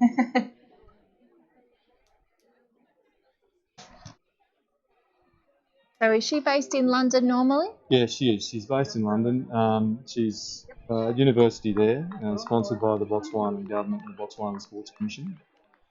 How impressive. He is facing Stella Campbell. Just playing it into the offside.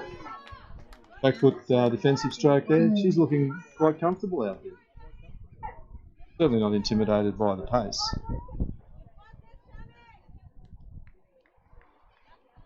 Does she normally open the batting for Botswana? She bats in the top order, so depending upon the state of the game and what we've found in a program in the UK last year is that she did bat better at the top of the order, and certainly a couple of occasions where we opened with Stera and her, that combination worked really well for us. They get on very well as off the field, and what we found was that relationship in very short space of time carried over onto the field. So they've really batted. You know, cricket's a game of partnerships. You bat in partnerships, you bowl in partnerships, and they really did that. You know, they were batting for each other. Well, the FairBreak 11 are none for 11 after the first 2 overs, with a wide helping them out a little bit there. And Leroy's going to continue. Tucked off the hit by Callis and brings Shamila on strike. Yeah. And I think that's a good example of what I talked about. You know, they haven't played a lot of cricket together, but there seems to be a relationship in terms of their calling and just how they work together as a combination. And that relationship is so important. Obviously, the Australian team, ranked #1 in the world, didn't have a great game last night, so it's poor timing for me to bring them up. But I know leading into the tournament that Meg Lanning was talking about, that's why she thinks their side is so strong, that they get on really well. Into the air, but landing safely. So another single for the FairBreak 11. Yeah, I think in any team sport, it's important that the relationships you build in that team, sustain you when good times and bad.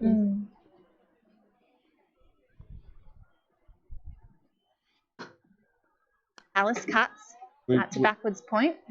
And we work very hard on making sure that the players that come into a program with us enjoy their time with us. So there is a lot of cricket played, but there are times where they get to spend with each other, and they're very good at doing that, organising. I wasn't begging. Stabbed into the offside by Callis. Organising their lunches and their dinners, and we give them that space. They're highly accomplished women. They don't need organisation the whole time. Worked off the hip. Callis looking for 2 here. It's out in the deep. Oh, but someone's had a cramp in the middle, shouldn't we? That's good spirit of the game. She's in pain there. So Work from Alex Blackwell, good sportsmanship. Obviously been part of the FairBreak 11 herself before.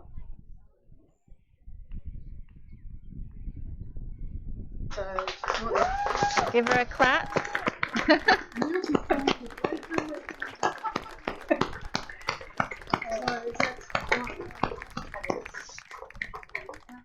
Looks like she's going to be okay to continue on at this stage too. Well, I think you just saw a demonstration there of what the inclusiveness of cricket. Maybe also because Alex Blackwell's a fair breaker as well. Yes. So she might be wearing two hats there. But that's why it's important to have someone like that involved in the opposition too, obviously, to understand what this is really about. It's not really about the result, is it? It's more about what they get out of it. Oh, I don't know about that, Brittany. Not that I'm competitive at all. No, it's about the opportunity, the chance to be out there to test themselves in this opposition. Made contact with that. That sounded lovely. Yeah. Picked out the fielder again. So it's actually Alicia Bates bowling. So left arm spin. And just waiting to hear a score update for the FairBreak 11. I'm putting that stumble down to Shamuli to jet lag, not really knowing what time zone she was in. Yeah. And I think that probably affected which direction she was running in. Yeah, she doesn't know where she is in the world right now. They're none for 15, the FairBreakers. And Campbell's going to continue from the pavilion end. I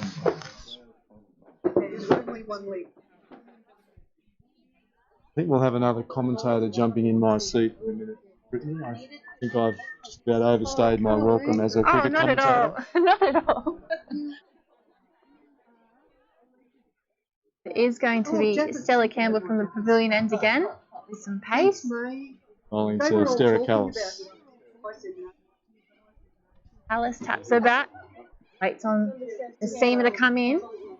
Ooh. Good shape, good line, good length from the young New South Wales bowler. Good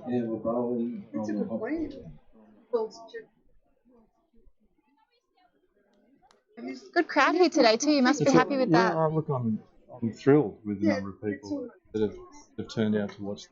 Really am. Thank you, Carl. Campbell into Callis again. This one's a wide.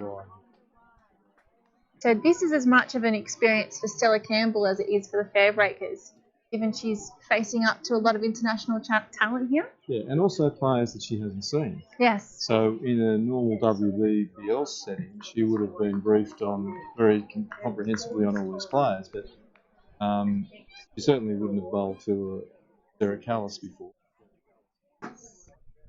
Callis makes contact, but stay put for now.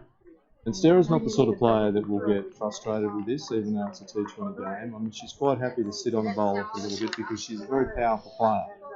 So she'll look for that loose ball and she'll put it away. So 17 T20 internationals for the Netherlands she's played. Yeah, she has. Yeah, so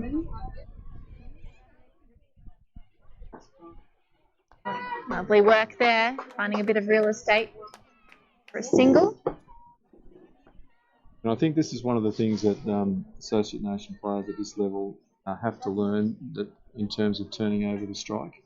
Sometimes they're very they're the best player in their national side, and as a consequence they tend to dominate the strike a lot in the game.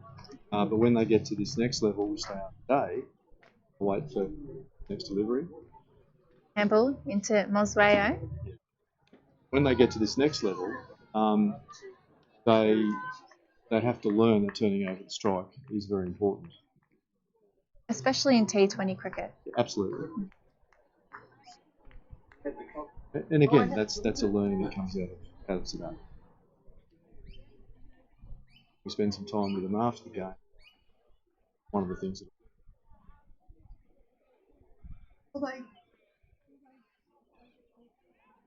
And the awareness to maybe go for a run then? absolutely, yeah.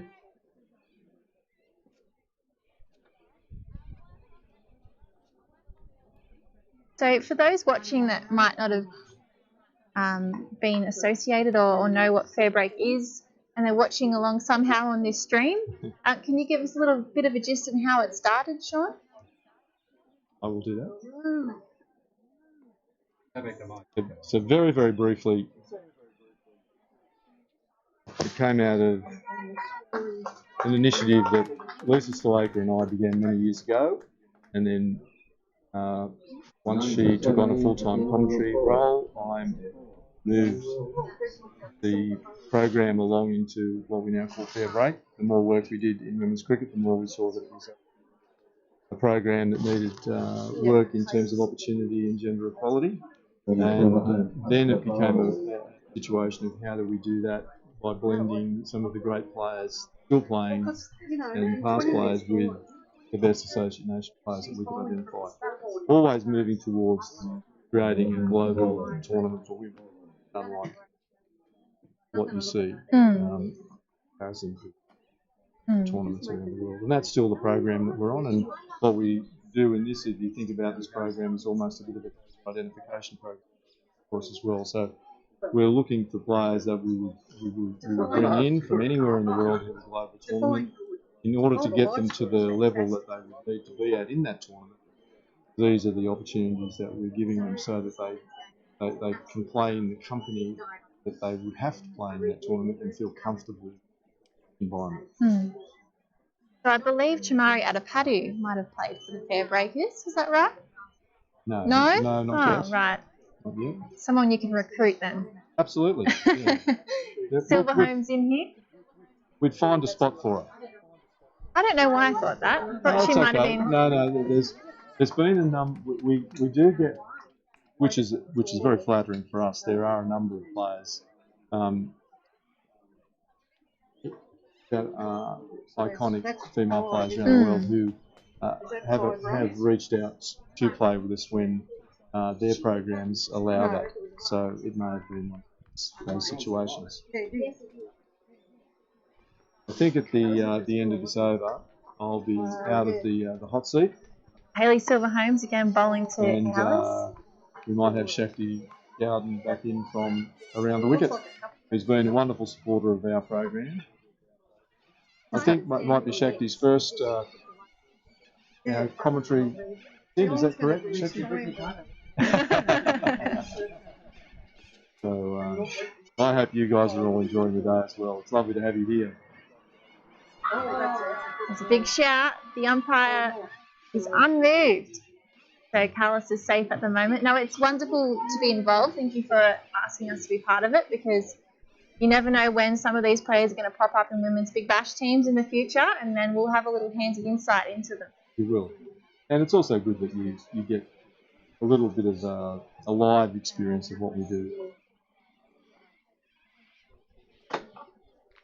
Silver Holmes in again from the scoreboard end. And Carlos just can't find enough space to take a run. And just while I'm here, before I go, I really do have to do a thank you to our major sponsor, Gencor, for their support. They've been absolutely wonderful to us. Technology One, who have come on board as a sponsor. Kookaburra, who we have a partnership with. And after this ball. Oh, great work from Carlos. She finds the rope. Adds another 4 to her repertoire. And also Solar Buddy, who are our CSR partner. So along with Solar Buddy, we put small lights into communities around the world that are living off the grid, and in an effort to end some energy poverty. And they've been our only CSR partner. They're actually the founder of Solar Buddies here at the ground today, Simon Dover. Silver Holmes into Callis. Find some space on the leg side. Looking for 2. Nice running between the wickets there from the FairBreak 11 as well. That was really good work from Maswayo. She just pushed her for the 2, didn't she? She did.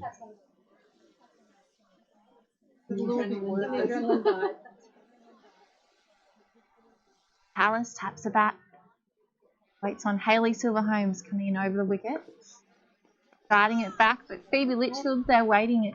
gully, and that'll be the end of the over. Thanks Thank for you. joining us, Sean. Thank you, Brittany. It's been a pleasure, and thank you for being here. I'll hand over to the great Shakti Gowden now, and he's back in the hot seat. Okay, Shakti, back in the hot seat. Hardly great. What have you been Sean up Martin to? followed by Shakti. What a disappointment. No, not at all. What I have you was just been up actually to? putting my legs up and doing the socials as I'm a social media platform guy. Mhm. But then I've been called to partner you for commentary. Nothing better, right? Of course. I mean, we started off the game together. We may as well have another stint together. That's right. What's the score again, Brittany? Just, can we get a score update? 1 for 28. After 5 overs, so that might have been an expensive over from Silver Holmes. 11 offered, I'm told, which is a bit unusual for her. She's usually quite economical. Alice found the rope. Darlington. Yeah, Darlington. And a lot of wickets for the Funza in New South Wales this summer. But Mosweo find a single off her bowling very early on. Yeah, the starts had everything. Some good quality pace bowling. I'm lucky I'm sitting out here rather than facing that. And some intelligent batting as well from both Mosweo and Carlos. You can see the quality Carlos possesses there. The timing. This looks very, very stable at the crease.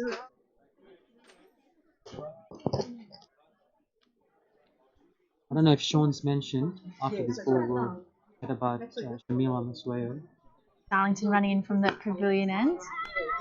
Palace on the run. FairBreak 11 take a single.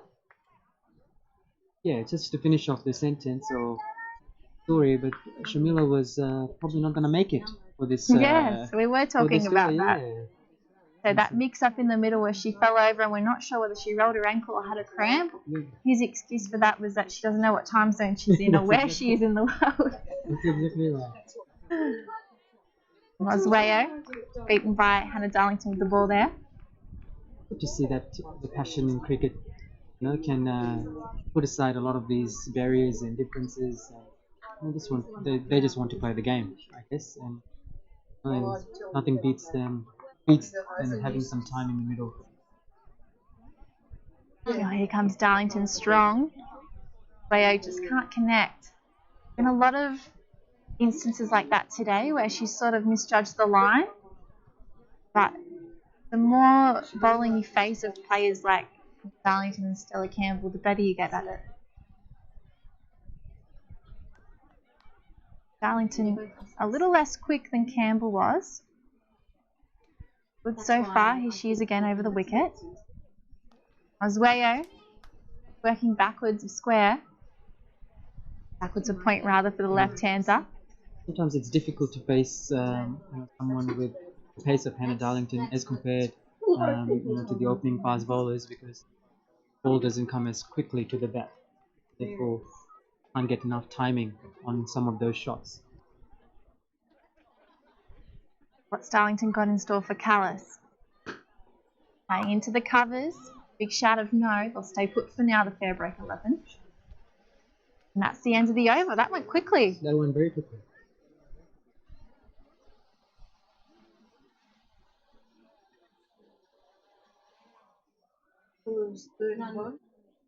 And none for 31, the FairBreak 11. Silver Holmes given the ball again. Yes, so she's into her third over. Is it third over or no? Second, I believe. Second over. Yeah, I put my legs up for too long. It sort of feels like a lazy Sunday, not a Saturday. Yeah, it's a good Saturday afternoon. Wouldn't mind a hot cup of tea just to warm myself up. Well, you forgot to bring a jumper, didn't you? I know. Very smart. I guess it's the humidity that I've been used to in the last few days. I thought it might be warm. Well, I live about an hour from here, so I didn't have to travel the 2 hours you did today. But it was much muggier from where I live. Oh, really? So you can be So I given got the benefit of that. Yeah, that's right. A bit cooler here in Bowral. Southern Highlands of New South Wales. Here comes Hayley Silver Holmes round the wicket. Mosweo, sorry. Yep. That's racing towards the rope. She's going to make it back for 2. Great fielding from the Bradman 11. Takes a little bit of pressure off Shamila. And that was Eliza Henschke. So a local girl, 16 years old, plays for Bowral East. Given a call up today. 7 teenagers you mentioned? 16, I believe. 16. Here comes Silver Holmes. But 7 teenagers in the team? Is it? Oh, sorry. Yeah. Sorry, what would you say again? 7 teenagers in the 17 ages. in the Bradman 11? What do you mean by that? Like younger than 9? Oh, sorry, 8 teenagers, yes. 18. 8 teenagers. That's alright. English is my second language anyways. Silver Holmes around the wicket. Beautiful shot. Moswayo shot, as you heard her teammate say. Good fielding by the Bradman 11, but she's back for 2, so good strike rate.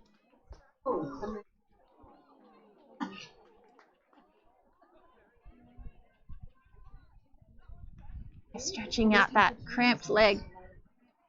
Stopped her running down the wicket before. That was a classy shot, Brittany. It's brilliant. 1 foot through covers. One of the hardest shots to play in the game. So one of Botswana's best batters.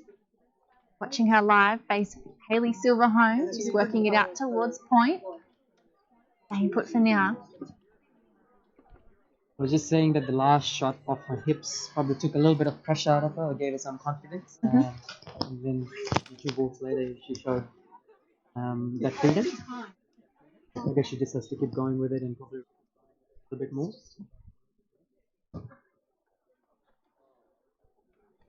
Bat lofted in the air. This time she plays a defensive shot into the leg side. Good intensity in this match. I was just thinking, I wish it was longer than T20 because we might be able to see a bit more from our international friends. And obviously, being a T20 game, not all of them might get a chance to bat at this stage. Especially with the Bradman 11 still looking for their first wicket. Here's Hayley Silver Holmes. Into the air. Oh, falls safe through the feet of Annika Leroy. Moswayo makes a single. Yeah, just held back from the pitch. She went with the drive and unfortunately didn't time it well, but fortunately for her, it dropped short of the mid-on fielder or mid-off fielder. I was just saying downstairs that these guys have played 3 matches before this match, so Yes. they must be feeling exhausted. But because they're so excited about playing a game of cricket, they'll keep going until midnight if they have to. So 5 runs off that over. FairBreak 11 now none for 36. 5th target of 153. Challenging. 152, yeah. 152. So Annika Leroy is going to have a bowl now. I believe she's also into CrossFit, but with the ACT New South Wales country team at the Under-18 National Championships in January, her team won both the T20 and the one-day format. And she was the leading run scorer. Made a century against WA, 101 from 114 deliveries. Been very busy herself as well. She's just been down from the National Indigenous Cricket Championship as well. Oh, there you go. Girl Annika Leroy. Yeah, she is coming over the wicket for some leg spin, it looks like. Didn't know what type of spinner she was leading into this game, but you can always pick the leg spin, can't you? It was a little bit too far outside the off stump, and that's called a wide as well. Not a great start. What can she do here to respond? Oh, is that out? She's out. Well, sometimes they say the wickets come on the bad balls, and that's a great instance. It was a very slow ball. Yeah, I think she was beaten for pace there as well. So that's the first wicket for That is the Bradman first 11, wicket. which Great they work. probably needed as well. Current stage, I guess they can apply the pressure again on the FairBreak 11. So Moswayo's been bowled for 12 by Annika Leroy with leg spin. As we mentioned, she flew in late last night. Hasn't even been in the country for 24 hours, and she's come out to open the batting for the FairBreak 11. She's done a great job there. Who have we got out there with her? I believe might be one of our American friends. Sindhu Harsha. Looks like she's do. High score 42 not out in 8 T20 internationals that she's played. You also mentioned that she was part of the India A and under 21 squad Yes. before she moved to the USA. I'm currently captaining the USA. Very intelligent girls, actually, all of them. As the FairBreak 11 ones are as well. Got a doctor in the team. And so it's probably can put that intelligence as well into the game, as we see quite often.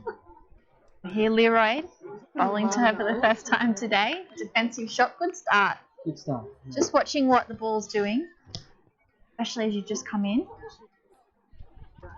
Almost too slow for the batsman at the moment, I feel. But I feel like as a batter, as we just wait for this delivery, that's a bit more pace about it, that one. When it's too slow, you almost don't know what to do with it because you don't trust it. It's really hard to pick. It's really hard to pick what it's doing. 12. Sweeping this time. So off the mark with a single.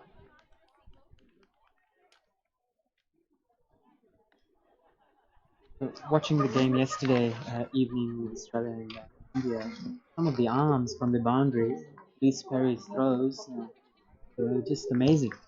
Even now we saw, I'm not sure who is at the boundary, but his arms are quite good.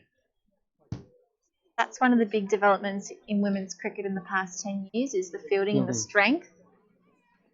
Oh, Carlos is trying to sweep. And I believe that's Dr. Georgia Redmayne with the gloves. She's fallen over in a heap. Is it a drop chance? I'm not sure. We don't have replay on this stream at the moment. It's going to call for the third umpire. Something is there.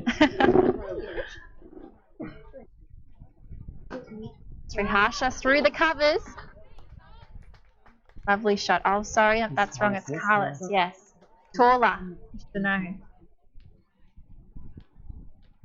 That's the end of the over as well, Brittany. And the score seems to be 1-4-40. Ticking along nicely, let's say that. Yeah. We get a score update, guys? I'm not going to make any score assumptions because one game. None. Oh, 1 for 39, obviously, with the wicket coming in that over. I was going to say, I'm not going to make any score assumptions because one game I commentated, I missed the score by about 15. So no more scores from me. Oh, the hard part will be if this FairBreak 11 team gets really close to that 152 target, and then we've got to try and count down how many balls they've got left to make the target. Exactly right. Obviously, no digitised scoreboard here today. What a scenery at the back. You can see all these birds flying away, cockatoos. Yeah, very noisy too. Very noisy. So we've got Eliza Henschke, I believe, young local player coming in bowling today. Dream come true for her, I'd assume. Yeah. Being called up and being able to play with so many international stars here. Yeah. And also being able to make friends with some of the New South Wales players because you just don't know where those connections will lead you. That was close. Alice runs back and makes a ground just in time. Yeah, as Sean mentioned, I think it's a good balance of youth and experienced cricketers, and you need those experienced heads to ground you as well as to make you realize, how important it is to represent any team you play for. So just to mix the dressing room with those players is very important. Alice taps the bat, waits on Henschke, just plays it off the pads. Heading out past the square leg umpire. They weren't sure about running to then. Instead, they happy with the single. Probably the smartest choice. Absolutely. Alice actually has spent a lot of time in Australia under the Sydney Thunder development squad as well as Melbourne at Farhan. He played for, is it Queensland Fire or Brisbane Fire? Queensland Fire, you're right. Yeah. And so, after this ball, Harsha playing through the covers. Lovely shot. Yeah, and just to continue with the story, she wanted to apply to play for one of the Australian teams or in the BBL, but the ICC changed the rules at a crucial time, and so she didn't end up continuing cricketing BBL squads. Henschke to Callis. The mid-off. Fielded nicely there by one of the Bradman 11 players. I think that's Maddie Dark out there. Opened the batting earlier, I should say. Talk about dark. They're getting a little bit dark here.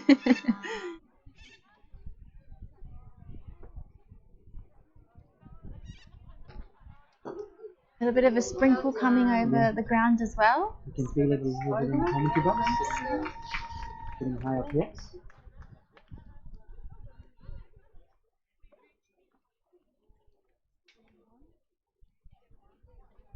Yes. So a tight over that one. A couple of runs of that over. It's 1 for 41.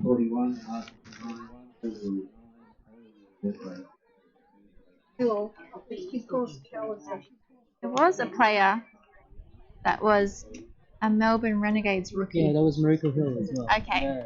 But I wasn't sure if she was Callis, she because was- I know you were talking about that for a sec. She was in the Melbourne Renegades development squad as well.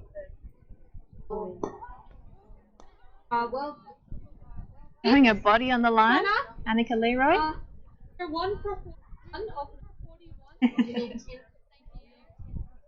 The great thing about the WBBL gives a lot of opportunities to everyone.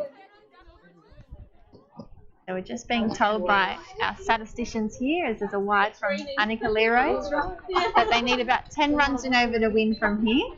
Not undoable. Yeah, challenging though, with the quality of bottom that is in this Bradman 11 team. Coming down the track, Harsha finds the aerial route over the top of the bowler's head. Only a single off it though. So she's able to generate a little bit more power. Might be able to find the rope that way. Absolutely. Clear grounds down here, so a lot of field to find space. Here comes Leroy again with some leg spin. Oh, just a little dab from Cara. She wasn't sure whether to run either, but there's a definite single there if they were quick. It's well bowled. Like you were saying earlier, I think just didn't know what to do with that ball. And turned a little bit as well. A lot of flight there. This time it's a full toss. Batched out towards the boundary, but fielded just inside. Good running between the wickets and good cricket all around with some nice fielding from the Bradman 11.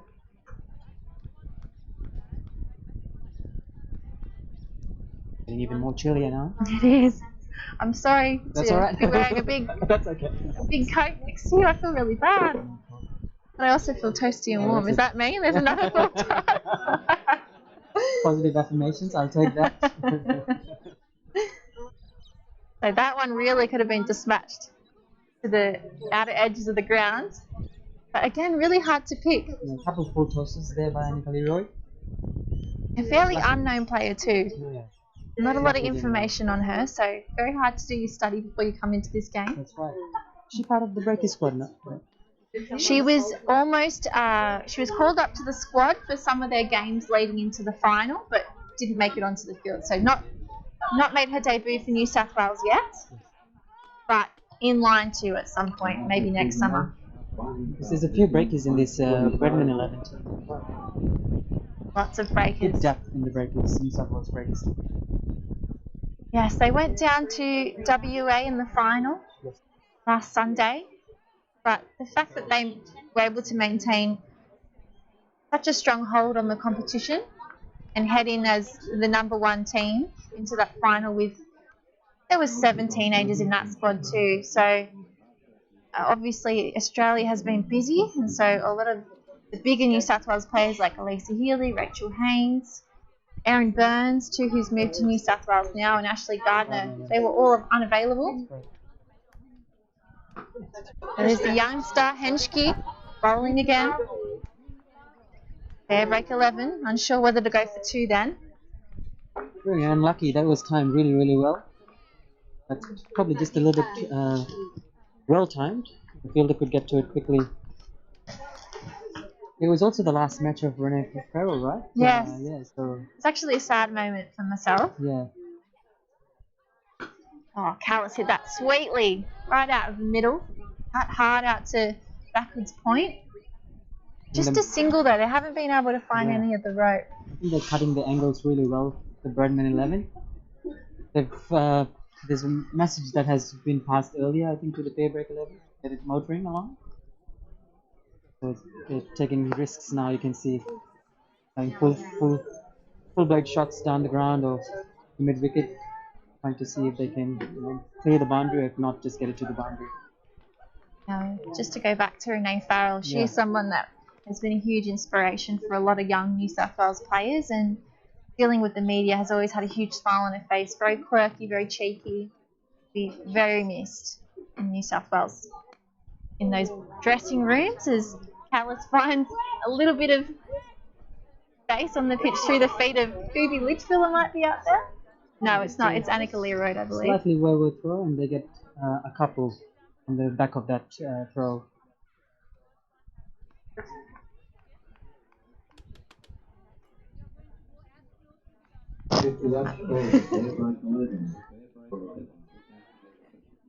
Here comes Henschke again into Callis.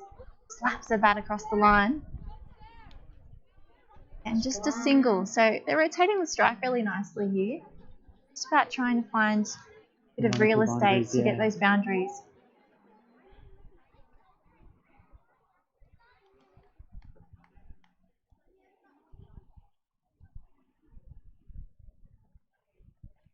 Pasha taps her bat. Stabs it out towards the gully region. But some really tight fielding from the Bradman 11 ensures she does get a single there. This is excellent bowling from Bradman. And they know the equation. And so does the FairBreak 11. And pressures on FairBreak 11 at the moment to get to the target. So they won for 51. And it will be a really big ask from here, obviously, into the 12th over. Yeah, the 12th now.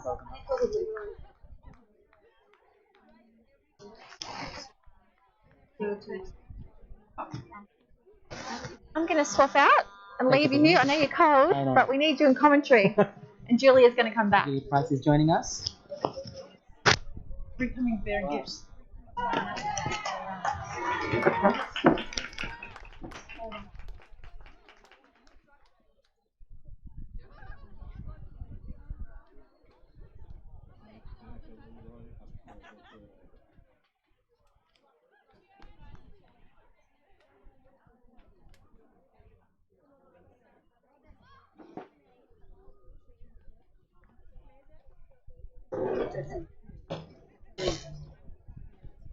Julia, just what best chocolates out of them? Just been given a bribe by one of the parents from USA. Just give me some chocolates, absolutely. So help yourself, everyone. So just before you came on there, it was a wonderful shot by Sarah Callis. To the long off, to the deep square boundary. Yep. Equation stuff, around 100 runs in 9 overs. Yep, they're moving along slowly. We've got Annika Learoyd bowling at the moment. Good little under-18 player for New South Wales. Yeah, because you're saying she's been very busy with the championship as well. Good little bat. She actually got the player of the under-18 nationals, I think, this year. Joint with someone else. Lots of runs. Lots of runs, yeah. Batted very well. Actually, ACT New South Wales country, that's who she was with. Yeah. So I've also got Julie Abbott here, USA Cricket, our women's cricket coordinator. She's really happy about being here. I am. You are. Excellent. True. On your vacation, dragged you into commentary for a little bit just to get a bit of insight into the USA women's cricket inner workings. Inner workings. Yeah. What have USA women got coming up in the next sort of couple of months? So actually, the first day tomorrow is Baltimore Talent Identification Event. First one of 6 that are being held around the country. It's an exciting time for looking at the talent pool. So Baltimore is followed by New Jersey. We're also having an event in North Carolina, the Raleigh area. Then Dallas, San Francisco, and Seattle. So Certainly, anybody listening in that hasn't registered, it's never too late. We're looking at the talent pool around the country. It's going to be an exciting time to help us look at the infrastructure and the support programs that are needed for the women and girls program. Yeah, as we're watching, obviously, Annika Leroy just finished her over there, one of the young up-and-coming stars here in country New South Wales. She's bowling to Sindhu Shahasha, who's the USA captain at the moment. So really good opportunity, I think, as well for Sindhu and Gitika Kadali, who's been here, for them to see a lot of the young players coming through in Australia, and so they can sort of, I suppose, do a direct comparison to where we're at in the States about how we're going to grow the game and how what sort of development we need to put into a lot of our kids. We've got the under 19 World Cup's been announced for member nations next year, 2021, and associate member nations in 2023. So no doubt a few people will be very excited about that. Finally, the women's game has also got an underage international carnival or World Cup, like the boys have.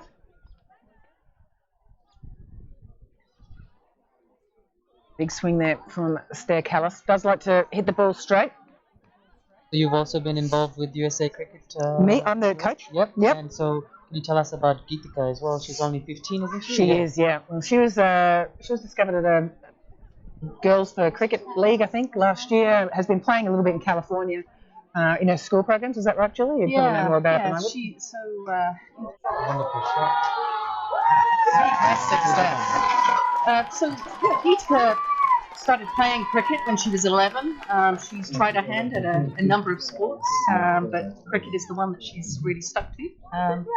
I know that she was trying her hand at basketball for a couple of years, but she's been playing now for 4 years.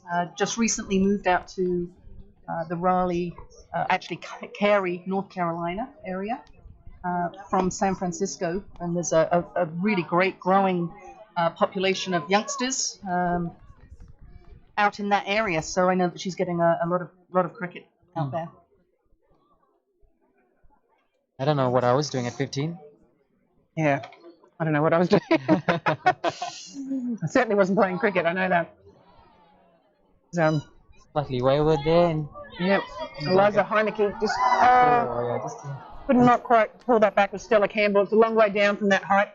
just dug a hole there at the moment. Yeah, it shows Hopefully her knees are alright. just shows how soft this ground is at the moment. Taking a bit of a chunk out of the ground. Bowled pretty well today, Stella. Yeah, and got lots of pace. Absolutely, yeah. She's a good prospect for New South Wales.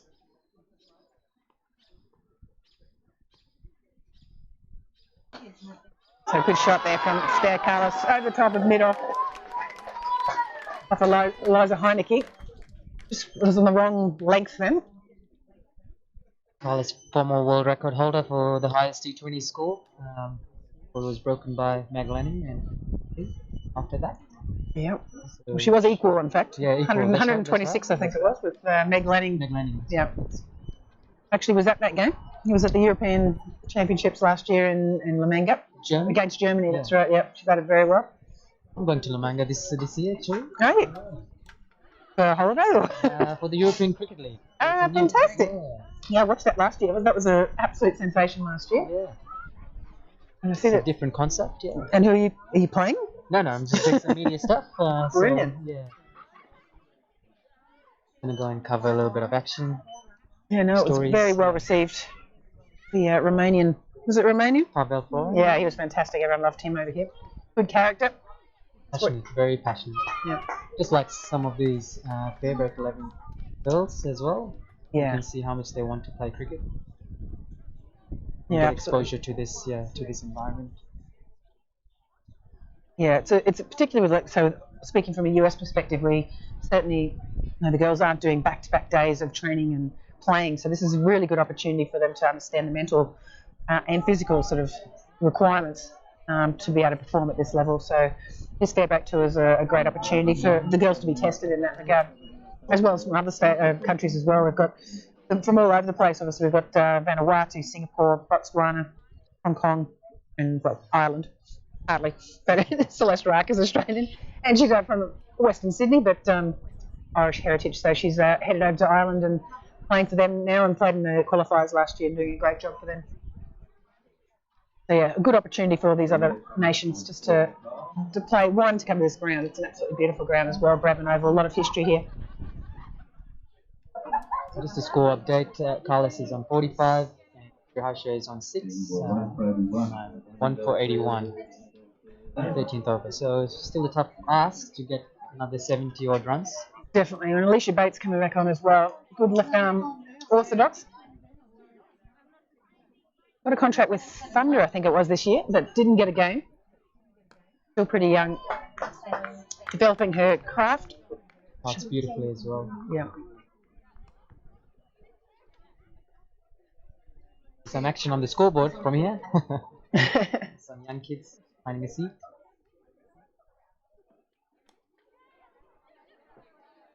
This will be a really good experience for our captain in Sindhu, Srihasha, having to bat with someone she doesn't know overly well. You don't get to play too often with someone from another country, but it's a good opportunity for her to understand how to communicate and bat with people people that you're not actually used to batting with, because that's going to happen a fair bit. We've found that particularly in T20 cricket, you're used to batting with your top order, sort of that top sort of 4 or 5. Once you get down to your 9, 10, 11, that's where you get all your run-outs because you haven't actually batted together with them a lot. Sure. Just comes back to being able to communicate and talk to your partner about how they're going to go about their scoring and where they're planning on hitting, and really making your partner accountable to what they're going to be doing. How's the competition as well in terms of intensity? And Definitely.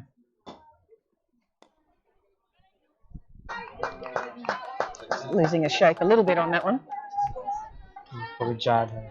Oh no, just tying the shoelace. Shoelace, yeah.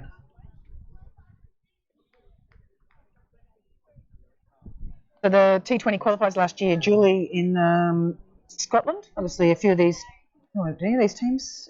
Obviously, Thailand went through. They're not here at the moment. Ireland played in it last year. Bangladesh went through to the World Cup this year. How did you see the development of the USA girls sort of in the last year leading into that? Obviously, they haven't really played at that level before. Yeah, I think that definitely it was a bit challenging. Part of the fact being that there hasn't been a lot of match play, and I think that's certainly something that I know you've talked a lot about, JP, as a coach. You're getting a lot more time in the middle and competitive matches as well. So leading into Scotland, certainly we hadn't played. The USA hadn't played anywhere near as much as some of the other teams. So that's certainly one thing that I know that we're working on, looking at changing moving forward, and as we prepare for Sri Lanka as well.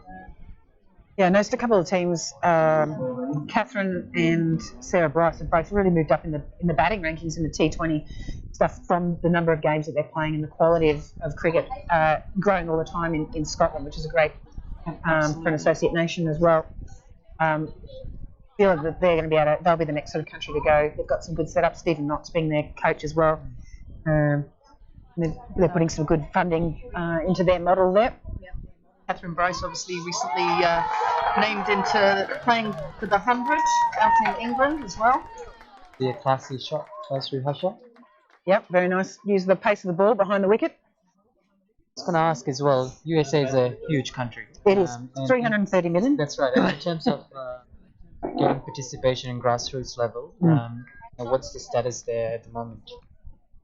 Yeah, it's certainly a huge focus for us, and part of the Talent ID events that are occurring right now is for us to really identify what programs and structures that we need to be putting into place to really develop. We've just recently appointed a new director of cricket, Richard Doan, from Australia, so that's exciting that we've got somebody now also adding that's got the experience and vision on not only pathways and high performance.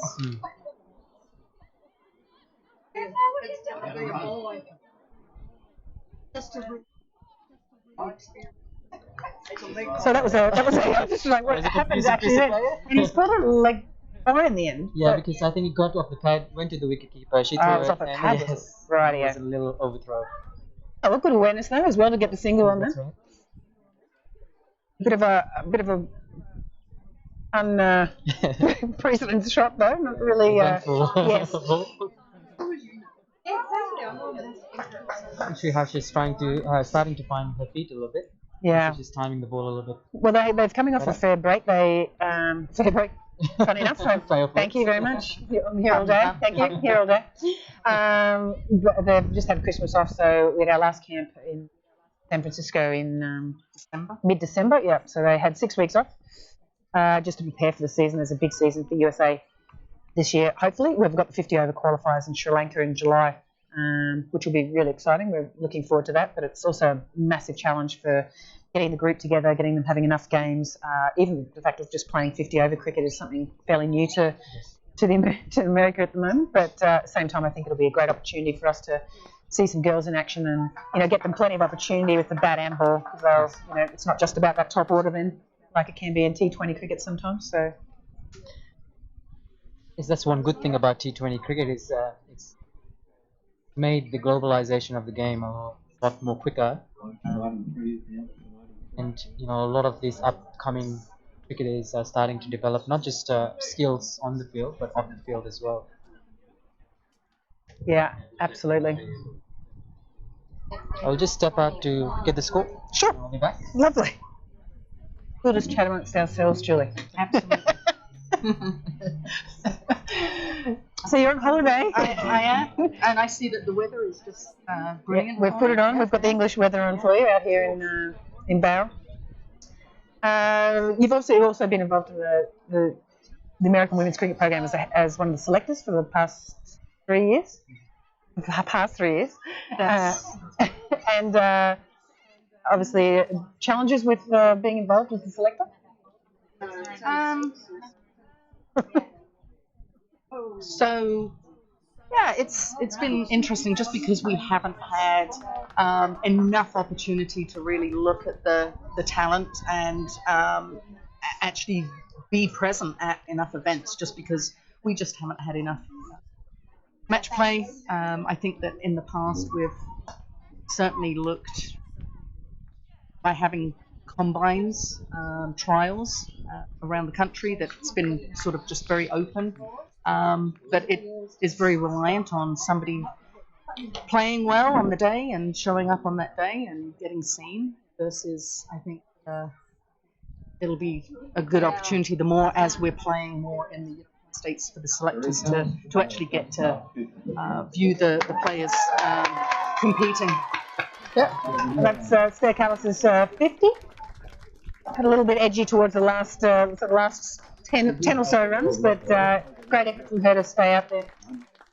A challenging pitch.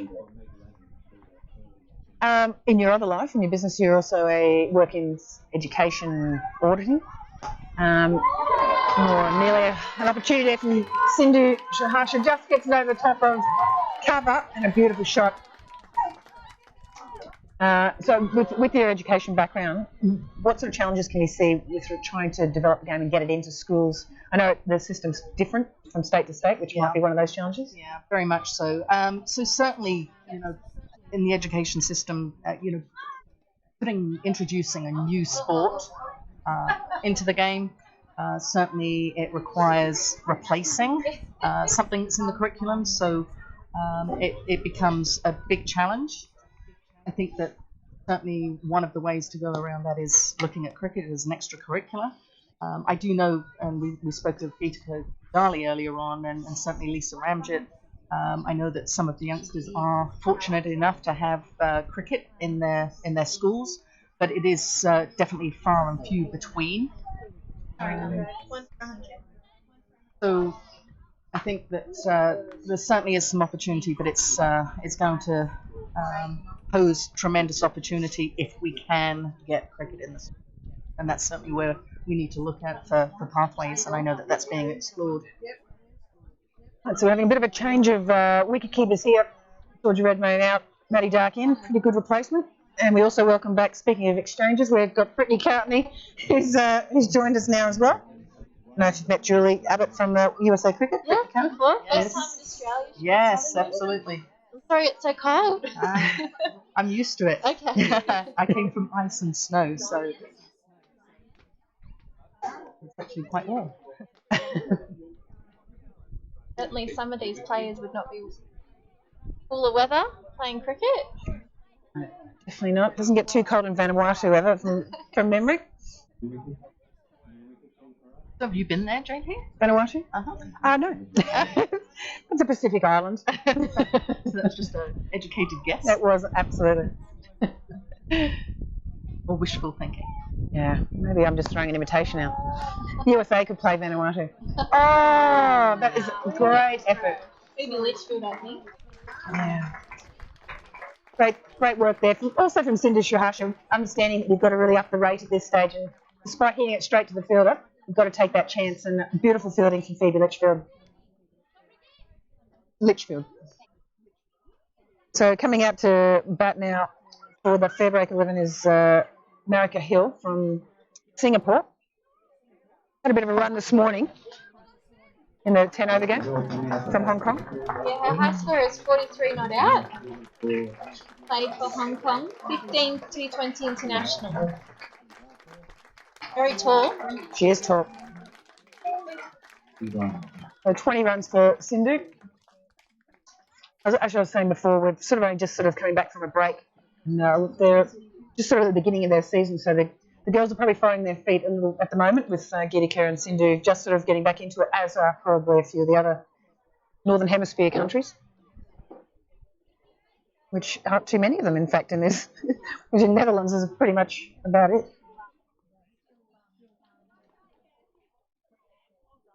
Oh, wow. That's clever. Risky, but clever. It's innovative, absolutely.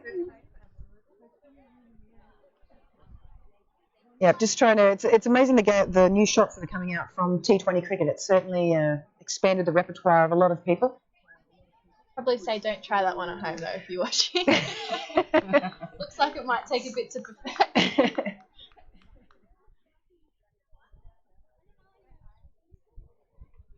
So Hannah Darlington continues. Good solid drive there from Hill for no run. I was saying before, Hannah Darlington had a great WBBL. I think she ended up as the young player of the year. The young gun. Yes, young gun. You're right. She played very well.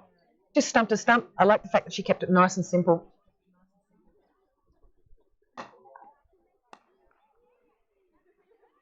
Litchfield again. Thought she had it.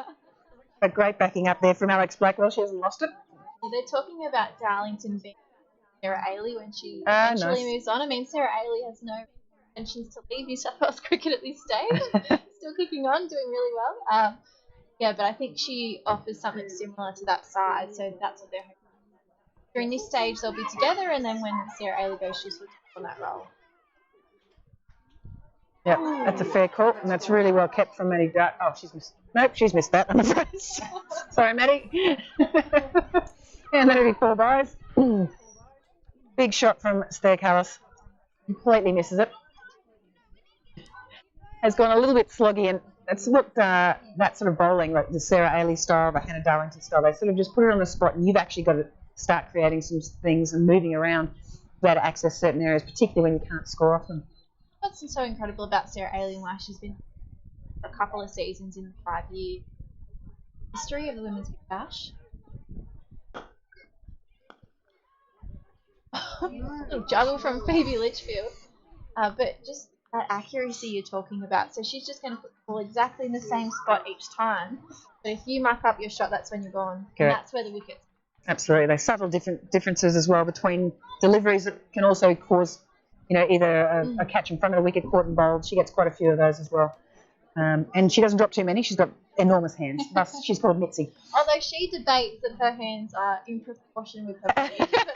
I have to say no, that's bigger. Mitzi, I think, is a fair. Yeah, absolutely. So we've got a change of bowler at the pavilion end. We've got Hayley Silverholmes coming on. Another young gun from the Sydney Sixers.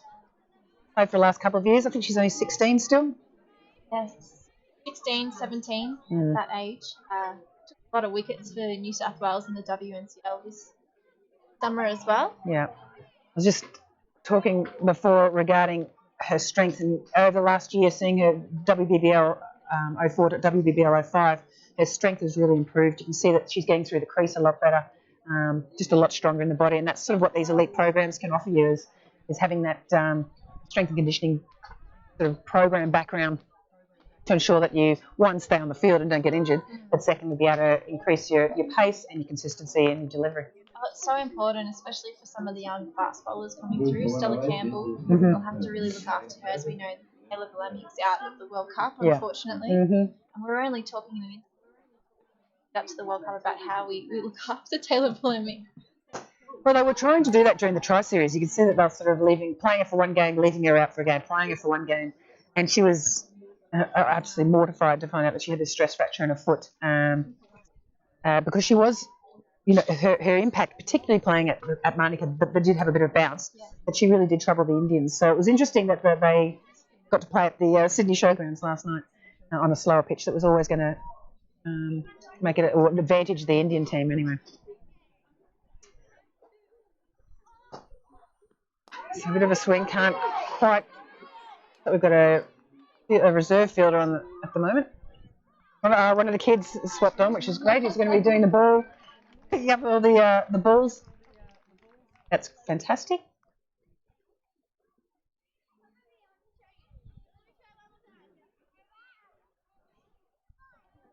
It's been a really good crowd here today. Bowler. Nice. Good change up from Silver Holmes there. Good marketing for it though. I saw some posters up around about the FairBreak game on, so people already know about it. There's been a good number come through the museum as well today. This is my first time. I was very impressed by that museum. Yeah, it's very good, isn't it? Oh. Although I have to say, a lifelike mannequin Bradman sort of heading in rooms, and it creeps me out. I thought it was a real person. Just passing through and went, oh, that's fake. That's a fake person. It's not a real person. Very lifelike, but the museum's great down here.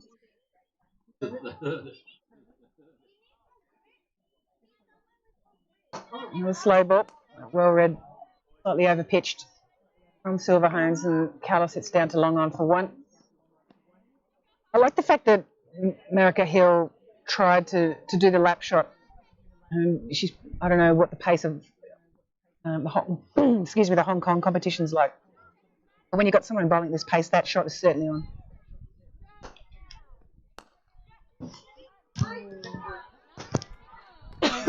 Hannah Darlington just hang on to the ball there to throw it in. A bit more pressure. But this is certainly the game to try new things. You're actually facing pace of a high level, like you mentioned earlier. And who's to say you'll get to face these players again? You just don't know. So you may as well try things and see what happens in this sort of experiment. Definitely. I assume the coaching staff from the FairBreak 11 and potentially even the Bradman group, and Alex Blackwell's out there directing everyone at the moment, they'll be wanting them to try those things that they've been trying to work on in training and actually start implementing them in games. And these sort of games are perfect for doing that sort of thing, to be able to take it out into the middle. It's all very well to be able to do it in the nets, but if you can't do it in the middle, it's sort of a bit of a waste of time. And if you can do it when you're not playing for your country, that's always a bonus as well, because obviously you want to perform at your highest for your country and not be trying things for the first time in the middle. What did you make of the Alex Blackwell stumping in the innings just before? Well, you shouldn't leave your crease. It's pretty simple. Lots of drama. She hit the deck. She did. And I did see them call back one of the batters from the, I think it was the Botswanan girl. Yes. Who fell over. Which one-hander, couldn't keep hold of it. Georgia Redmayne needs the gloves for that one, obviously. She's used to having the mitts on. She is, I know. Although this year she has played a fair bit of in the field with the Scorchers with Amy Jones keeping. But yeah, it's a pretty good effort anyway. I'm surprised she hasn't actually asked for a bowler. She rates herself quite highly as a bowler. Oh, does she? Yeah. I feel like all the wicket keepers do. Correct, and they are always good. Yeah. Nicely bowled, good length. Well, Redmayne was just checking out her elbow then. Yeah, well, she's a doctor. She'll be able to strap herself up. She'll be fine. She's probably got band-aids in her pocket. No doubt. She would be very prepared.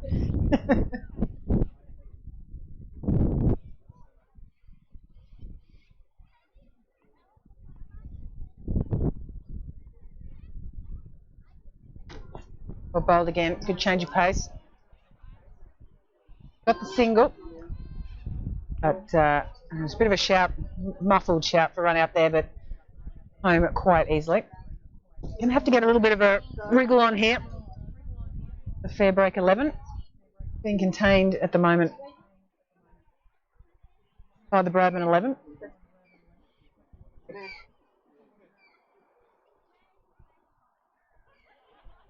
And it's 2 for 118 in the after 19. The 19 right now. Right. So getting towards the back end of the where these players can really up their shoulders if they'd like to. Wickets in the shed still Definitely. there. It's a really good learning opportunity here, which I say a lot as a coach. If you've only got 2 wickets in the shed and you need the number of runs that you need, which is another 30 odd, they really need to. So that's just hitting, running. You've got to do that. But hitting, run, she's got to start working on how she's going to get those singles, where her boundaries are at the moment, where her space is, and there's plenty back here, towards here. So where that lap would be another perfect ball. And someone like Hannah Darlington is maybe not is actually the person to probably do it too, because you know generally where she's going to be bowling, so you can set up quite early. But they need to be starting to get boundaries, and even if they do get out, at least they're getting out with good intent, and you can see what they're trying to do in the acceleration.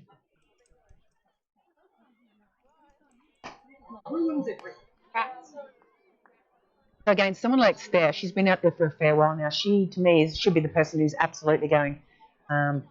She needs to be finding those boundaries. There's the offside boundaries up. Hannah Darlington obviously is trying to bowl stump to stump, but any sort of width which she got then, or even shorter a length, she should be able to put away for a boundary. One over to come. They're 2 for 121, so 30 runs off. Very unlikely. Very, but we're not going to say impossible. But I think the fact that they've made it to this point of the game and put it towards 31 runs to win, I'm quite impressed by that, to be fair.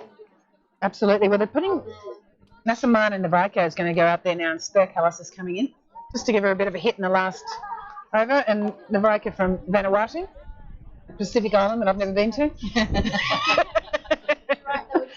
That's on my list, though. You're listening, Vanuatu Cricket, USA, we'll play it. A well batted Stare, 58 not out off 62 balls. Strike rate almost at 100 too. Very impressive. And Stare's been out here all summer in Paran in Melbourne, playing alongside another international, Gabby Lewis from Ireland. So good experience. A lot of girls have come out here to get that different experience of playing on different pitches, different conditions, just being around that constant cricket environment, which you certainly don't have in a lot of the associate nations, particularly in the Netherlands. And gets off the mark straight away. Probably not the shot she was looking to play, but she's off the mark. It's one in the scorebook. That's all that matters. That's right. Well, a bit like the Healy stumping last night. It doesn't matter how ugly it is, it says stumped Healy. Good to see her get some runs last night too. Yeah, she did. She was. Off her back. Yeah, it was really good to see her fight through that a little bit. It's not always that easy for everyone. So she had a good plan. That's well run.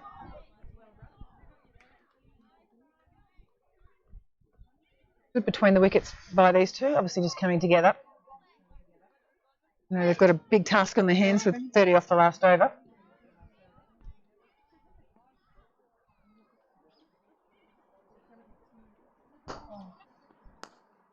Lovely shot.